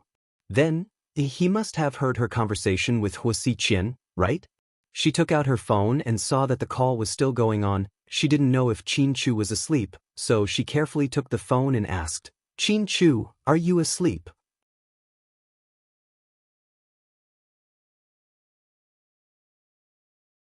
Chapter 86. To her surprise, Qin Chu faintly said, "Stay away from that pervert, Xian." For a moment, Min didn't know how to respond. "Did you hear me?" Qin Chu warned her childishly. "I know. The funeral is at 7 p.m., right?" Qin Chu overheard the yin-yang master say over the phone. Min nodded. "Then I'll wait for you at the cemetery." "It's okay, I'll go to work at the hospital. I've already applied for leave for you. You can rest at home today." Min was speechless again. How fast was the Almighty? He even applied for leave. However, she was curious. The clinic had been so busy recently. Would the head nurse be so easy to get leave? The head nurse, she agreed to give me leave? Min asked in disbelief. To her surprise, Qin Chu casually said, "I called Wu Zhongxing. Can you win?" When she heard Qin Chu call President Wu, Min felt like her blood was about to freeze. A nurse intern in the OB/GYN department wanted to apply for leave, and she directly called the hospital director. Was she looking for trouble? But then again, with Qin Chu's status, if he called President Wu, even if it was a year, President Wu wouldn't complain. "That's all, see you in a bit." After speaking, before Min could say anything, Qin Chu hung up the phone. Coincidentally, just as he hung up, the phone notified him that it was out of battery. For 6 to 7 hours, Qin Chu stayed with her on the other end of the phone, and he didn't fall asleep. How strong was his willpower? Sometimes, Min had an illusion that Qin Chu still loved her deeply, although he never said it. However, that was just an illusion. Most of the time, after calming down, Min felt that the only thing left between Qin Chu and her was unwillingness. She couldn't accept being dumped 7 years ago. She couldn't accept the one-sided breakup 7 years ago. On the day of the funeral, the weather was gray and the wind was strong. Min's heart was heavy. There were more than 60 people in the Hua family, including their relatives. There were also more than 100 guests outside. The grand motorcade consisted of more than 100 black Mercedes-Benzes lined up in a row. The scene was extremely grand. The leading car was a black Rolls-Royce with a portrait of the old lady hanging on the front. All the mourners were dressed in black with white cloth strips on their arms. There were even a few local media outlets that deliberately followed the news and reported on it, creating a huge commotion. Min wore a black dress and black sunglasses.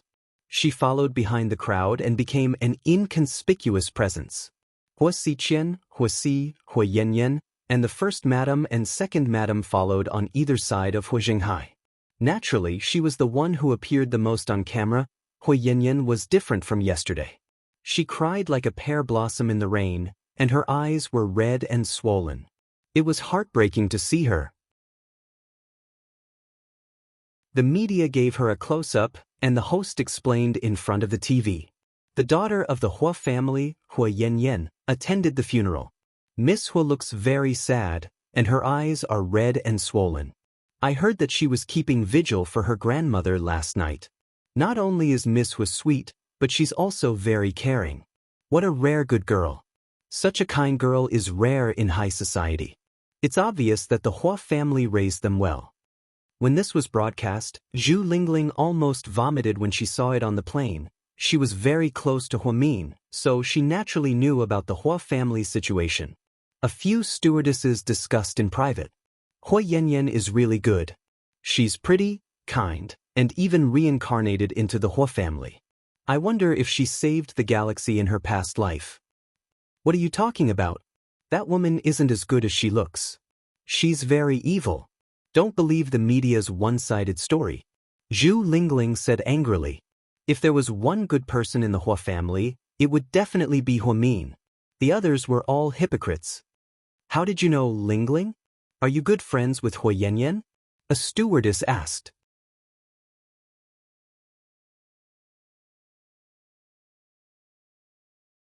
Chapter 87. How could I be friends with that kind of person? If that were the case, I would be so depressed, Zhu Lingling replied with disdain. The funeral procession went all the way to the North Hill Cemetery. The old lady was buried at the top of the hill. It was said that the cemetery cost 50,000 yuan per square meter. It was shockingly expensive. The Hua family bought over 2,000 square meters of land and turned it into a cemetery for the Hua family. Huamin stood at the side with his glasses on and didn't say a word. Just then, Huasi suddenly walked over and stopped in front of her. What are you looking at? Are you jealous? Dad bought this cemetery for the Hua family. But as an illegitimate daughter, you don't have the right to be buried here, so don't even think about it. Huamin didn't even look at Huasi and replied, It's such a nice place. I can't afford it. Of course, Huasi said proudly. So, should I wish you a quick burial? Huamin added. What did you say? Huasi was so angry that he raised his hand and was about to hit her. However, Huamin quietly reminded him, Young Master Hua, don't be impulsive. The media is here and they're just waiting for some pictures to show you. If you want to be in the headlines, then go ahead and hit me. I'll cooperate with you. You'd better watch out for me. Upon hearing Huamin's words, Huasi immediately put down his hand and looked around. Luckily, the media didn't take any pictures of them. He angrily cursed and turned to leave. Huasi was just like Hui Yanyan. He was spoiled and arrogant, so he was part of the Hua family. Huasi was young and aggressive. His competition with Huasiqian was getting more and more intense. He relied on his father's love and his mother's help. He was becoming more and more like the future head of the Hua family. However, Huamin thought that Huasiqian could deal with this brainless guy in a matter of minutes. The only reason why Huasi didn't do anything was because the female celebrity behind him was difficult to deal with. However, she wasn't interested in the Hua family's competition at all, no matter who won or lost. It had nothing to do with her. After the funeral procession, all the motorcade returned to the Hua manor one after another.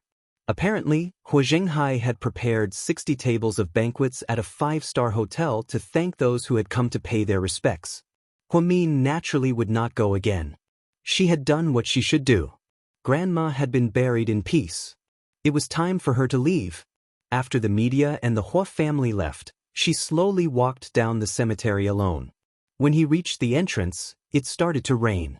Huamin stood at the entrance, wondering if he should go to the store in the cemetery to buy an umbrella or go to the bus stop in the rain. Suddenly, a black Maybach 62S slowly stopped in front of the cemetery. It was said that this car was worth more than 11 million yuan, and it was a top-notch model from Germany. Many rich people in China fought to order it, but there were limited places in Asia.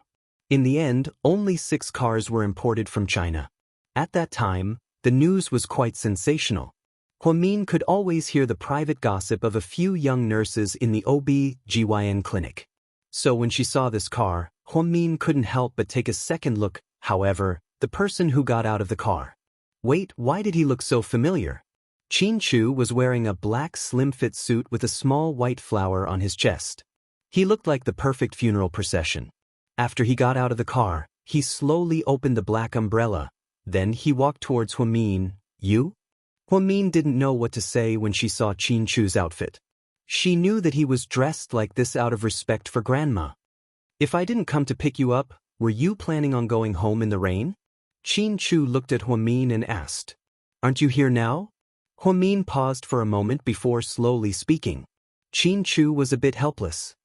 He took out a white handkerchief from his pocket and wiped the rain off Huamin's forehead. Get in the car.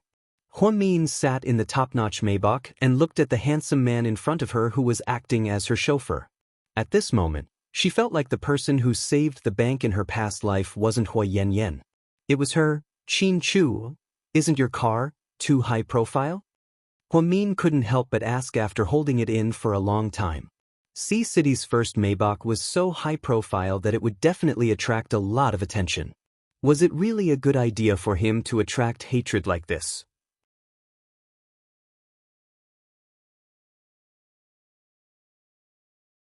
Chapter 88. Qin Chu said faintly, "This is the only black car left in the garage."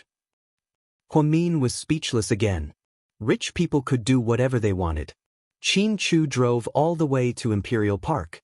After Huamin went upstairs, she suddenly felt a sense of belonging. No matter how busy or tired you were, you would feel at ease when you returned to a place. Maybe it was a habit or because she was too tired, but Huamin curled up on the sofa and fell asleep after changing her shoes. Qin Chu saw her like this and frowned slightly. His heart ached for her. Then he took out a white blanket from the bedroom and covered Huamin with it. Huamian fell asleep in a daze and had a dream. In her dream, her grandmother was sitting on a green rock in front of the temple, embroidering a handkerchief.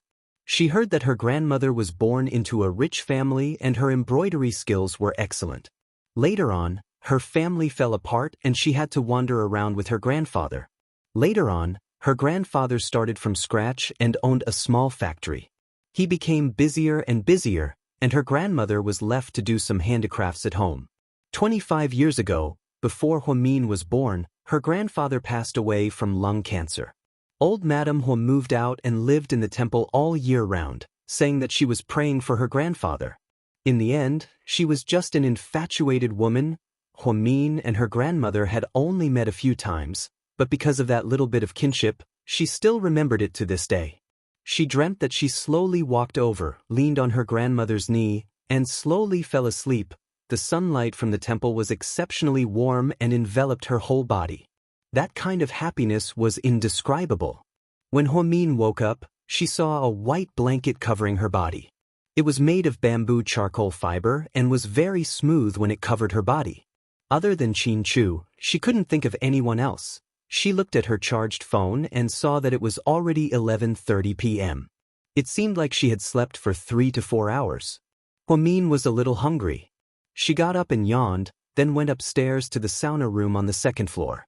There was a public steam room on the second floor where people could take a bath and steam themselves. The decoration was very Korean style.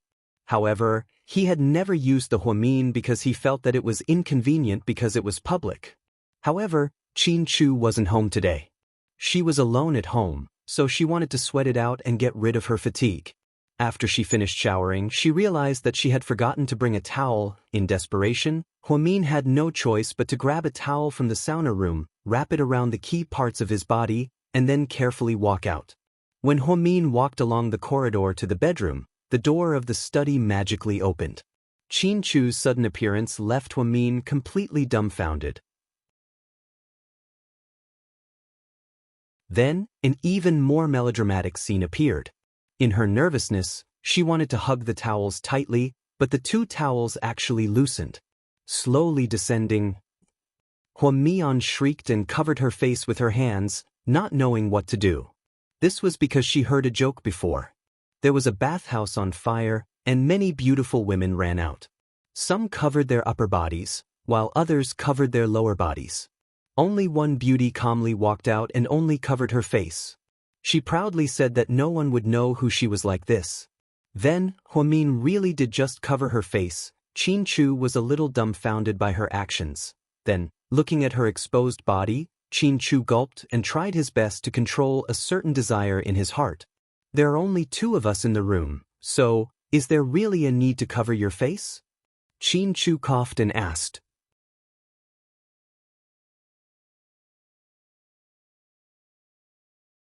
Chapter 89. Get up. Huamin panicked when she saw that Qin Chu had no intention of leaving. Are you sure you're not trying to seduce me by walking up and down the hallway naked in broad daylight? Qin Chu looked at Huamin in amusement, his gaze never leaving her naked body. I thought you weren't home. Who knew you would be home at this hour? Don't you need to go to work? Huamin angrily raised her hand and pointed at Qin Chu, her face full of anger. Qin Chu didn't say anything, his gaze trailed down her plump upper body. Pervert, Huamin suddenly felt like she had been seen naked. Then, in the next second, she violently pushed Qin Chu away and quickly ran into the bedroom. Qin Chu looked helpless as he muttered to himself, "I'm your legal husband, Miss Hua?"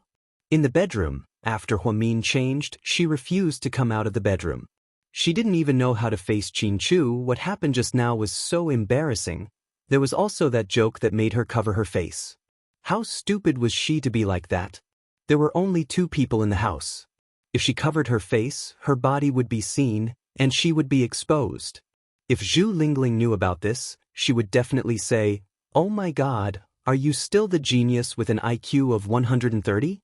I think you've degenerated to the point of dementia in the past 7 years." Most importantly, Huamin thought that Qin Chu had gone to work. Shouldn't the president of GK be very, very busy? Why was he wandering around the house in the middle of the day? Plus, it wasn't the weekend. Could someone tell her what was going on? Qin Chu was indeed supposed to go to work today, but he was worried about Huamin. He was worried that she wouldn't have anything to eat when she woke up. Therefore, he simply used the computer in the study to have a video conference. Then, he received the email and processed all the documents for the day. He looked at the time. It was almost noon. Thinking that Huamin might wake up soon, he walked out of the study.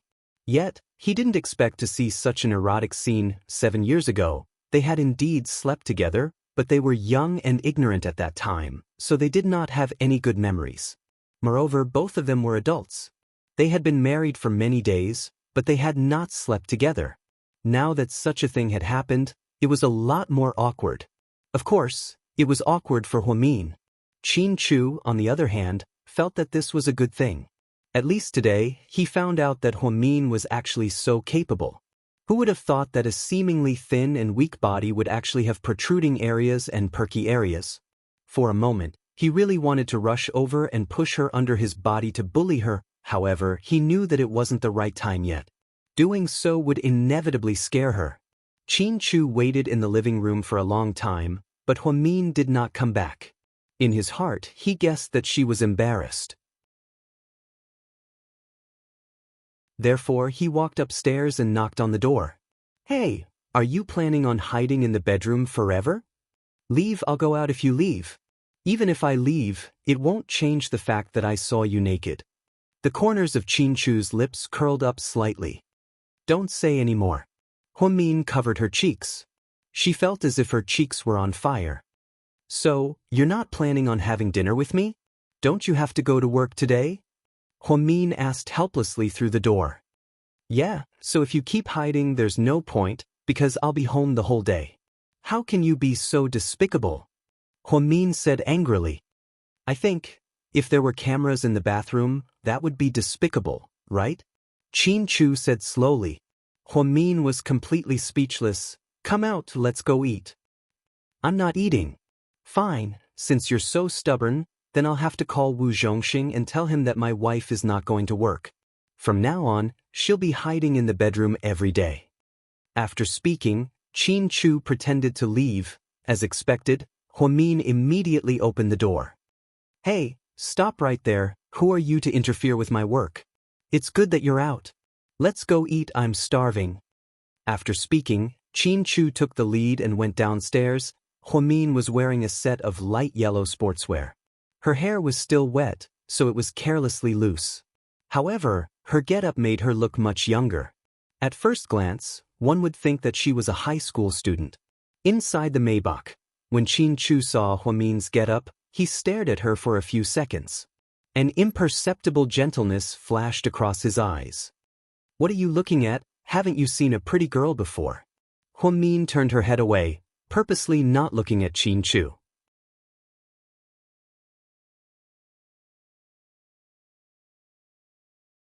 Chapter 90. Qin Chu smiled slightly and replied slowly, "Yeah, I've never seen a beauty who only covers her face without clothes." "Hey." Huamian felt so embarrassed that she wanted to dig a hole in the ground and hide in it. "If you don't stop, I'm getting out of the car," Huamin said as he opened the car door. However, Qin Chu grabbed his arm and said, "Stop messing around." Huamin felt the warmth of Qin Chu's palm through his clothes. Huamin felt his heart race. Then, Qin Chu pulled back his hand and focused on driving. The two of them were silent the entire way. 30 minutes later, the car stopped at the food street behind Second High School. Huamin looked at his alma mater and recalled a lot of memories. "I heard that this land is going to be occupied." "Really?" Qin Chu asked casually. "It should be this year. Last year, this place was marked for demolition. I heard that the school is going to be moved to the outskirts. Why is the news I received different from yours? I heard that no one is going to move this land." "Really?" Huamin looked at Qin Chu in disbelief. "Yeah, I heard that it has no commercial value and no one wants it." After speaking, Qin Chu turned around and walked into a restaurant. Xian's Ramenexen was the name of this restaurant. The owner was a Taiwanese called Xing. He was in his 40s. His wife was a local, so he and his wife moved here 20 years ago. They had a son and a daughter and were very happy. When Qin Chu and Huamin were in high school, they often came here to eat noodles. Huamin came here because the noodles were not only delicious, but also very cheap. The ramen only cost 2 yuan a bowl. It was quite a lot. Although the side dish was only chopped green onions, it tasted really good. At first, Qin Chu didn't like the food at the roadside stall and refused to come. Later, he couldn't resist Huamin's temptation and started eating as well. Habit is a scary thing. Once you get used to something, it's hard to change it. Huamin looked at the noodle shop. It looked exactly the same as it did 7 years ago. He felt as if he had traveled back in time. After breaking up with Qin Chu, she basically never came back because she was afraid of touching something deep in her heart. She did not expect Qin Chu to take the initiative to come here. "Boss, 2 bowls of ramen please," Qin Chu said. "Okay." The enthusiastic boss answered while cooking the noodles. "Why you still standing there? Come here." Qin Chu shouted when he saw Huamin standing at the door in a daze. Only then did Huamin come back to his senses. He slowly walked in and took a seat. "Boss, how much is a bowl of your ramen now?" Huamin was curious. She guessed that with the current prices, it should be at least $10 a bowl. Unexpectedly, the boss just laughed and said, "It's still the same." "Too?" Huamin was shocked. "But the prices are so high now. Aren't you going to lose money?" Huamin was confused. The boss wiped the sweat off his forehead and smiled foolishly. "I'm not going to lose money. It's just that I make very little money." "Then why don't you raise the price? It's not like everyone can't accept it. Because I don't want to ruin everyone's childhood memories. A lot of kids who graduated from Second High come back to eat here every year. Sometimes I really feel like I'm not selling ramen, but the memories of my childhood." "Boss, you shouldn't be selling ramen. You should be a writer. You're just like Yuchiyu." Huamin laughed. "I'm just an uneducated man who doesn't know anything about literature. But my wife said that happiness in this world can't be bought with money. Every time I see you kids saying that you feel happy eating here, I feel like I'm doing something meaningful. I don't think about money anymore. Plus, it's fine as long as I have enough money. Too much money is a problem. It's rare for you to have this kind of insight." Qin Chu looked at the boss and said slowly. The boss just smiled foolishly and didn't say anything else. After a while, 2 bowls of steaming hot ramen were served. Huamin picked up the chopsticks and couldn't wait to take a bite. It was exactly the same as it was back then. "It's delicious," Huamin said emotionally. "Eat more if it's delicious." Qin Chu looked at Huamin's satisfied face and felt happy. "Boss, the bill." After eating like a hurricane, Huamin took the initiative to wave his hand. "No need. Qin Chu still has a lot of money left." The boss smiled. "Money? You saved money here? When did this happen?" Huamin was slightly surprised. 7 years ago. How much did you save?" Huamin looked at Qin Chu in disbelief, as if he was looking at an alien.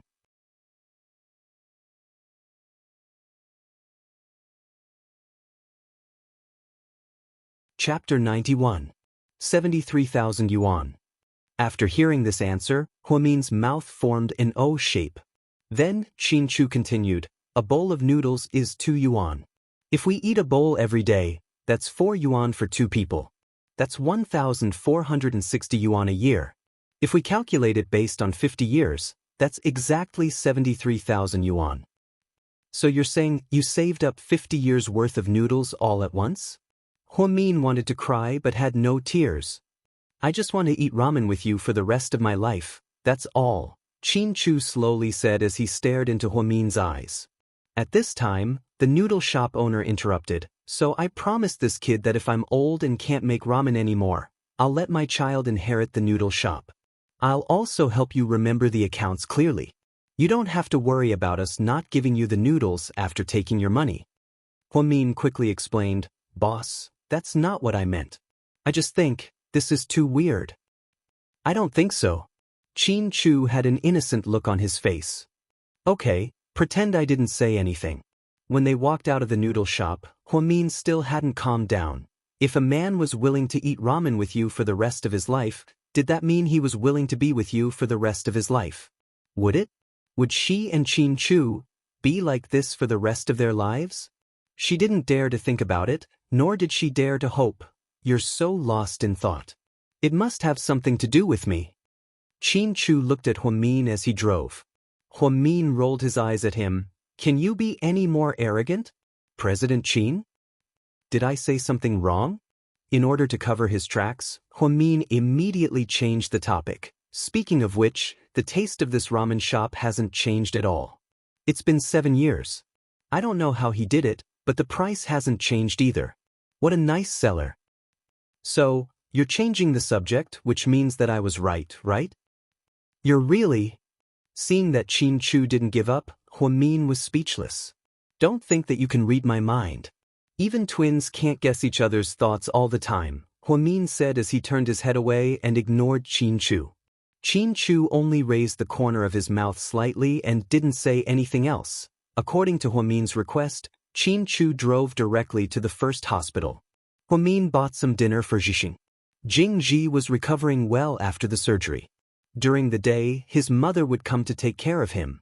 At night, Huamin would hire a caregiver. That way, they wouldn't be delayed at all. After delivering some food to Zhixing and chatting with him for a while, Huamin saw that it was getting late. He was wondering if he should go home or spend the night in the on-call room since he had to work the morning shift tomorrow anyway.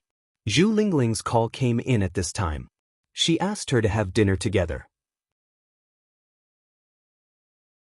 Inside a Thai restaurant in the city center, Zhu Lingling was wearing a fiery red dress and looked extremely beautiful. Huamin was still wearing her black dress.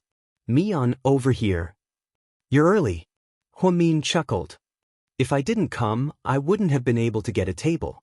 This pineapple rice restaurant is very authentic. Try it later. Okay. Huamin smiled slightly, put down her bag, and sat down elegantly. This dress is from Versace. Marrying into a rich family is indeed different. Xianxia is quite generous. Zhu Lingling was a flight attendant and would take on shopping jobs in private. Therefore, she was very sensitive to luxury goods. That's not the point. The point is that I came back to the Hua family to pay my respects, so I wore this black dress. Oh right, tell me about your visit to the Hua family. Was your rich dad surprised to see you? Also, did you see young Master Hua? Wasn't he an elegant, handsome, and suave man? Was Hua Yanyan as annoying as before? Zhu Lingling asked with a gossipy smile. Was Xiqian? An elegant and beautiful man, a handsome and elegant man? Why did Huamin feel like they didn't match at all? You asked so many questions at once, I don't know which one to answer. Huamin quietly picked up her teacup and took a small sip. Okay, then I'll ask you one by one. Did you and Xianxia consummate your marriage? Zhu Lingling's words almost made Huamin spit out the tea she just drank.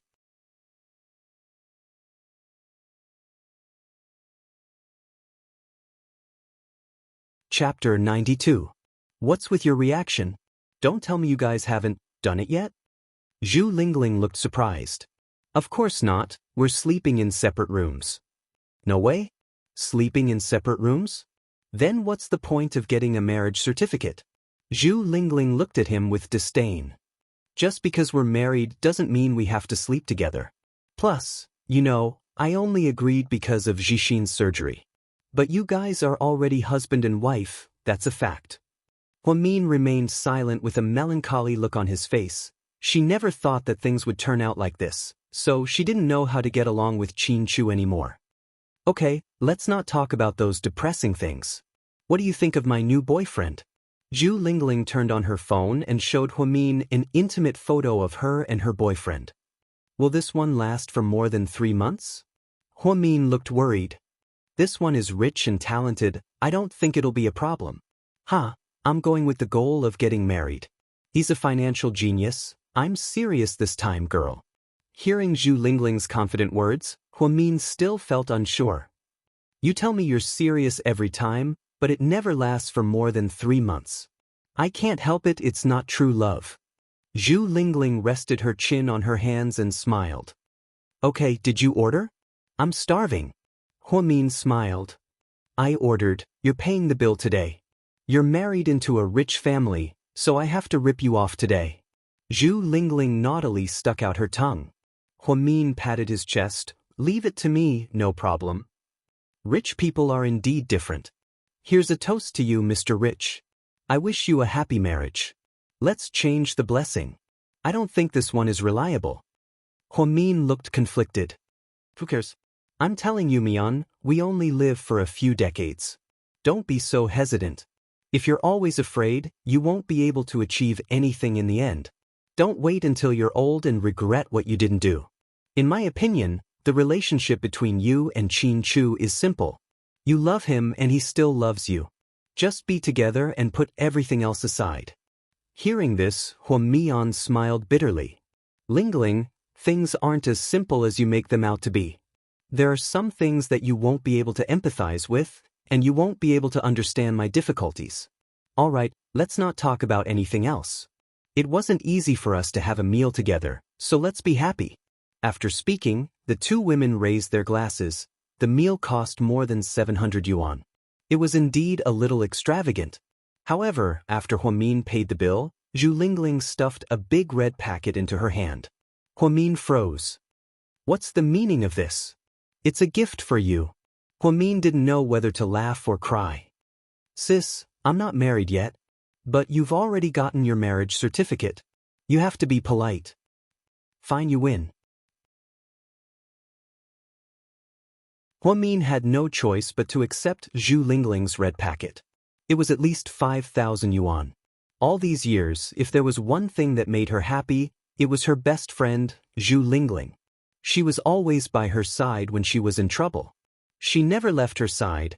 Huamin once thought that friendship could sometimes last longer than love. After eating with Zhu Lingling, Huamin took a taxi back to Imperial Park. Just as she was about to get out of the car, her phone suddenly rang. Miss Hua, I'm Lawyer Luo. What's up?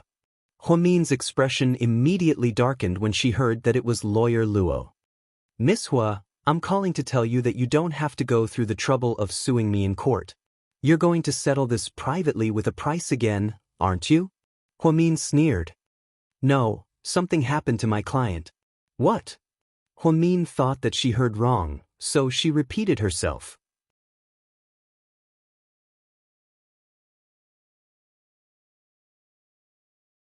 Chapter 93. Mr. Luo, can you be more specific? I don't quite understand what you mean. Huamin didn't dare to think too much about it. After all, this was the guy who was making a fuss a few days ago. Didn't he say that he had a powerful background, that he was from Zhenting, and that he had relatives who were high-ranking officials? 2 nights ago, something happened to my client's family. He was taken away by the Anti-Corruption Bureau for investigation because he was suspected of corruption. The head of the Ministry of Transportation also came down and said that they would investigate the serial car accident at the university. If convicted, my client, Lu Yigong, will face 5 to 10 years in prison. Oh, isn't that good? That's what they mean by justice has a long arm. Huamin's lips curled up slightly. He thought to himself, retribution comes so quickly, but I'm very confused. Why is it so coincidental that something happened to my client's family and the Ministry of Transportation came down to investigate? The media didn't follow up on this incident too much. So what do you mean? Huamin could tell that there was more to his words. What I mean is, I didn't recognize you before, so I hope Miss Hua won't take it to heart. I didn't know that you had someone powerful backing you up. You were able to shake up the Ministry of Finance in such a short period of time and even command the Ministry of Transportation to arrest people. This kind of power is truly intimidating. I hope Miss Hua can forgive me for my inappropriate words in the past. I'm calling today to apologize to you. If you don't mind, I'd like to invite you to dinner. There's no need for that. I understand what you mean. Since the defendant has been arrested, there's no need for me to sue. However, I don't quite understand what you mean by someone powerful. Some things don't need to be said so clearly. Anyway, Miss Hua is very lucky. You're also someone I can't afford to offend. Please forgive me if I offended you in any way. After hanging up the phone, Huamin had a faint premonition in her heart. She had never told Qin Chu about this incident. Could it be that Qin Chu was involved? Otherwise, how could it be so coincidental that the victim was taken away by the Ministry of Transportation to investigate the accident? Everything was going according to her wishes. If this was the will of the heavens, if the heavens had eyes, she couldn't convince herself. With a heavy heart, Huamin returned to Imperial Park. Qin Chu hadn't come back yet because he had been working overnight. After Huamin came back, he became obsessed with cleanliness. He wiped the entire living room with a mop. When he was done, he was already sweating profusely. She was just about to get up and take a shower when she heard the sound of a key unlocking the door. Then he became slightly nervous. It was strange. He clearly knew that it could only be Qin Chu and no one else. But why was he still inexplicably nervous? You're not on night duty today?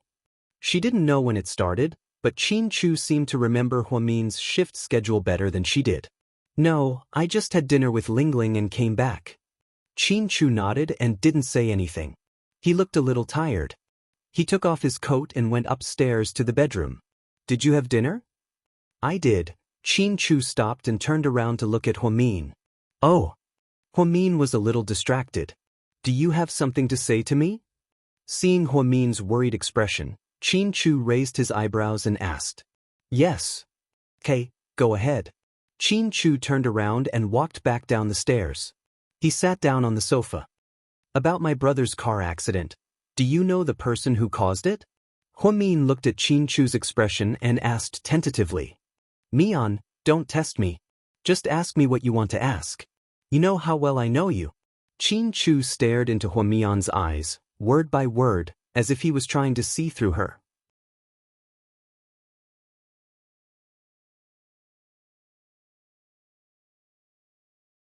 Chapter 94. Seeing this, Huamin took a deep breath, walked over and said, Okay, if that's the case, then I'll get straight to the point. Something happened to the family of the culprit who hit my brother. You might not know this, but I was planning to sue them. However, the lawyer said that I don't need to because the culprit was taken away by the Transportation Bureau. His parents, who have a powerful background, were also detained by the Ministry of Finance for investigation. I don't need to sue them anymore. So, Qin Chu looked at Huamin meaningfully and continued to ask. I don't believe that these are coincidences, nor do I believe in karma. I think that someone is behind this, and I can't think of anyone else besides you. So, if you already know it's me, then why are you still asking? Don't you already know the answer? I just want to hear you admit it yourself. Huamin was a little emotional. I asked someone to do it, isn't it good? Otherwise, you won't be able to win the lawsuit. You know how ridiculous your actions are. Qin Chu took out a lighter from his pocket and played with it absent-mindedly with his head down. I know it's ridiculous, and I know that you're doing this for my own good. But, Mr. Qin Chu, can you please tell me before you do anything for my own good? Otherwise, I'll look like an idiot who prepared a lot of documents to sue you. Seeing Huamin's anger, Qin Chu slowly raised his head. I thought you'd be happy if I did this. You didn't do anything wrong. Those people deserved it, but I have the right to know. I don't want to act like an ignorant child in front of you. Don't always pretend to be a savior. You can't save me. You couldn't save me 7 years ago, and you can't save me now. Then, without waiting for him to respond, Huamian turned around and went upstairs, not giving him a chance to speak. Qin Chu looked at the petite figure of Huamian walking away with a lonely expression on his face. Then, he muttered to himself, "Mian, I just thought that if there's no justice in this world, I'll make one for you." Unfortunately, Huamin didn't hear this. In fact, the relationship between two people was very complicated. Because people had different personalities, it led to many misunderstandings. There were some words and some people that she wouldn't understand if you didn't tell her. There were some things and some people that she wouldn't understand even if you told her. There were also some words and people that you didn't say, but she understood. On the other hand, Qin Chu thought that he was being nice to Huamin, so he acted on his own initiative. On the other hand, Huamin felt that he didn't know anything about this. He felt as if his pride had been hurt. Huamin returned to his room. He didn't sleep well the whole night and was in a very bad mood. The next morning, she woke up at 6 in the morning and prepared to go to work early to avoid meeting the two of them. However, she still met Qin Chu in the living room. "You're early?" Qin Chu was wearing a white shirt and had 2 glasses of milk in his hands. Her answer was obviously perfunctory. "Have some breakfast before you go." "It's okay, I'm not hungry." After speaking, Huamin opened the door and walked out. The first hospital, Huamin helped Jixin get discharged from the hospital and then called a taxi to take him home. "Mom, the doctor said that Jixin still needs to rest for a month. I've already talked to the school. You might have to work a little harder and make him more nourishing ginseng soup. It'll help with his recovery." "I know, I don't need you to tell me that," Yang Meirong said in annoyance. "Sis, why don't you eat before you leave? I want to have lunch with you." Jing Jixin smiled brightly. "It's okay, I still have things to do at the hospital. I'll go back first. I'll come see you when I get some rest." After speaking, Huamin walked out, and Yang Meirong followed him out. This was an abandoned suburb of Sea City. Because it hadn't been developed, there were many bungalows, and most of the people living here were ordinary people. After Huamin's grandparents passed away, Yang Meirong, as the only child, inherited the property rights to the house. It was a small courtyard house with east and west wings, and an old elm tree in front of the door. Although it was old, it was clean and tidy. Yang Meirong ran a small supermarket in front of the door to make ends meet. After living here for so many years, Huamin had developed some feelings for this place. "Wait, I have something to ask you." Yang Meirong suddenly ran out from behind him and shouted.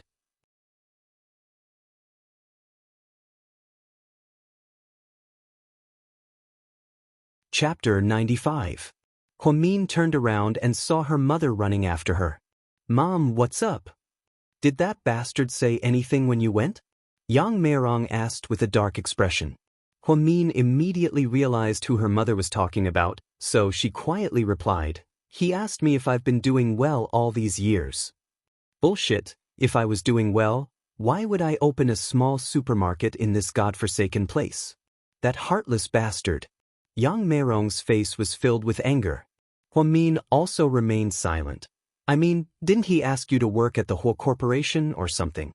After all, you're his daughter." "We did. He asked me if I wanted to go back, and I refused," Huamin said honestly. "What? You refused? Are you an idiot?" Yang Meirong pushed Huamin so hard that she almost fell to the ground. "Mom, you know, we've been doing well all these years even without him." "No, we haven't been doing well. Which one of your eyes saw us doing well? If you were doing well, you wouldn't be studying at a local medical school with good grades, but you can't even be a doctor and can only be an intern nurse. If you were doing well, Jixin would be in a car accident and have to borrow money from everywhere. Do you think I would open a small supermarket in this godforsaken place to make a living?" Yang Meirong was a little emotional. "But Mom, at least we've been living peacefully these years. If you were to live a luxurious life while living in a world of scheming and scheming, would you be willing to do that?" Her mother remained silent after hearing this. "When I went back this time, I saw the fight between those two women and the conspiracy between their children. I don't think there's anything crueler than that. All that's left between family members is profit. Do you want me to become like that? Then at least you'll have money, and we won't have to suffer. I have money too, I can earn it. Mom, don't worry, I'll make sure you and Jixin live a good life. I won't go back to the Hua family, even if you beat me or scold me. That's all. Huamin was resolute. No matter what Yang Meirong said, she would never go back to the Hua family. When this girl was stubborn, even 10 old cows couldn't pull her back. Huamin left the house and went straight back to the first hospital for duty. Qin Chu, on the other hand, spent the entire day at GK headquarters, looking extremely depressed. Boss isn't in a good mood today. You guys better work hard and don't make any mistakes, okay? Assistant Yang whispered to the female secretaries in the secretarial office. I think it's okay. No matter if the president is happy or not, he seems to be the same. He doesn't show his emotions on his face. Speaking of which, Assistant Yang, how can you tell? If I can't even tell this much, then wouldn't I be an assistant for nothing? Anyway, be careful and don't cause any trouble. After that, Yang knocked on the door and walked into the president's office. CEO Qin, the schedule for the afternoon is as follows. You have to meet with a client from Thailand at 2 o'clock. Then, you have to play golf with CEO Zheng from Tian He Trade at 4:30. After that, you have to attend a charity banquet at 6 o'clock. Got it, Qin Chu replied casually. President Qin, do you have a date for the charity banquet? Yang asked tentatively. No. Should we? Assistant Yang didn't get to finish his sentence before Qin Chu choked on his words. No need. Okay, then I'll go now, Yang said as he walked out of the office. He was still wondering why the president didn't seem right this morning. First of all, he didn't drive that low-key white Volkswagen CC anymore. Instead, he switched to an extremely high-profile Maybach, which was extremely eye-catching. Second of all, the president's office wasn't playing Milk Tea's song. Instead, it was playing a sad English song. Therefore, he boldly speculated that the president wasn't in a good mood. Could it be that he had a fight with his lover? Just as he was thinking, he heard the president's voice from behind him. Wait. President Qin, is there something else? If a woman is mad at you, how can you reconcile with her? Reconcile? Yang was confused. President Qin, do you mean how to make her happy? Yang asked uncertainly. That's pretty much it, Qin Chu said as he typed furiously on the keyboard of his laptop. So, President Qin, did you make your girlfriend angry? Xiao Yang asked again, not afraid of death. Then, the president shot him a murderous look. You're tuning in to the Wang Lin's Journey YouTube channel. Don't forget to subscribe and join us on this journey to catch the most captivating stories.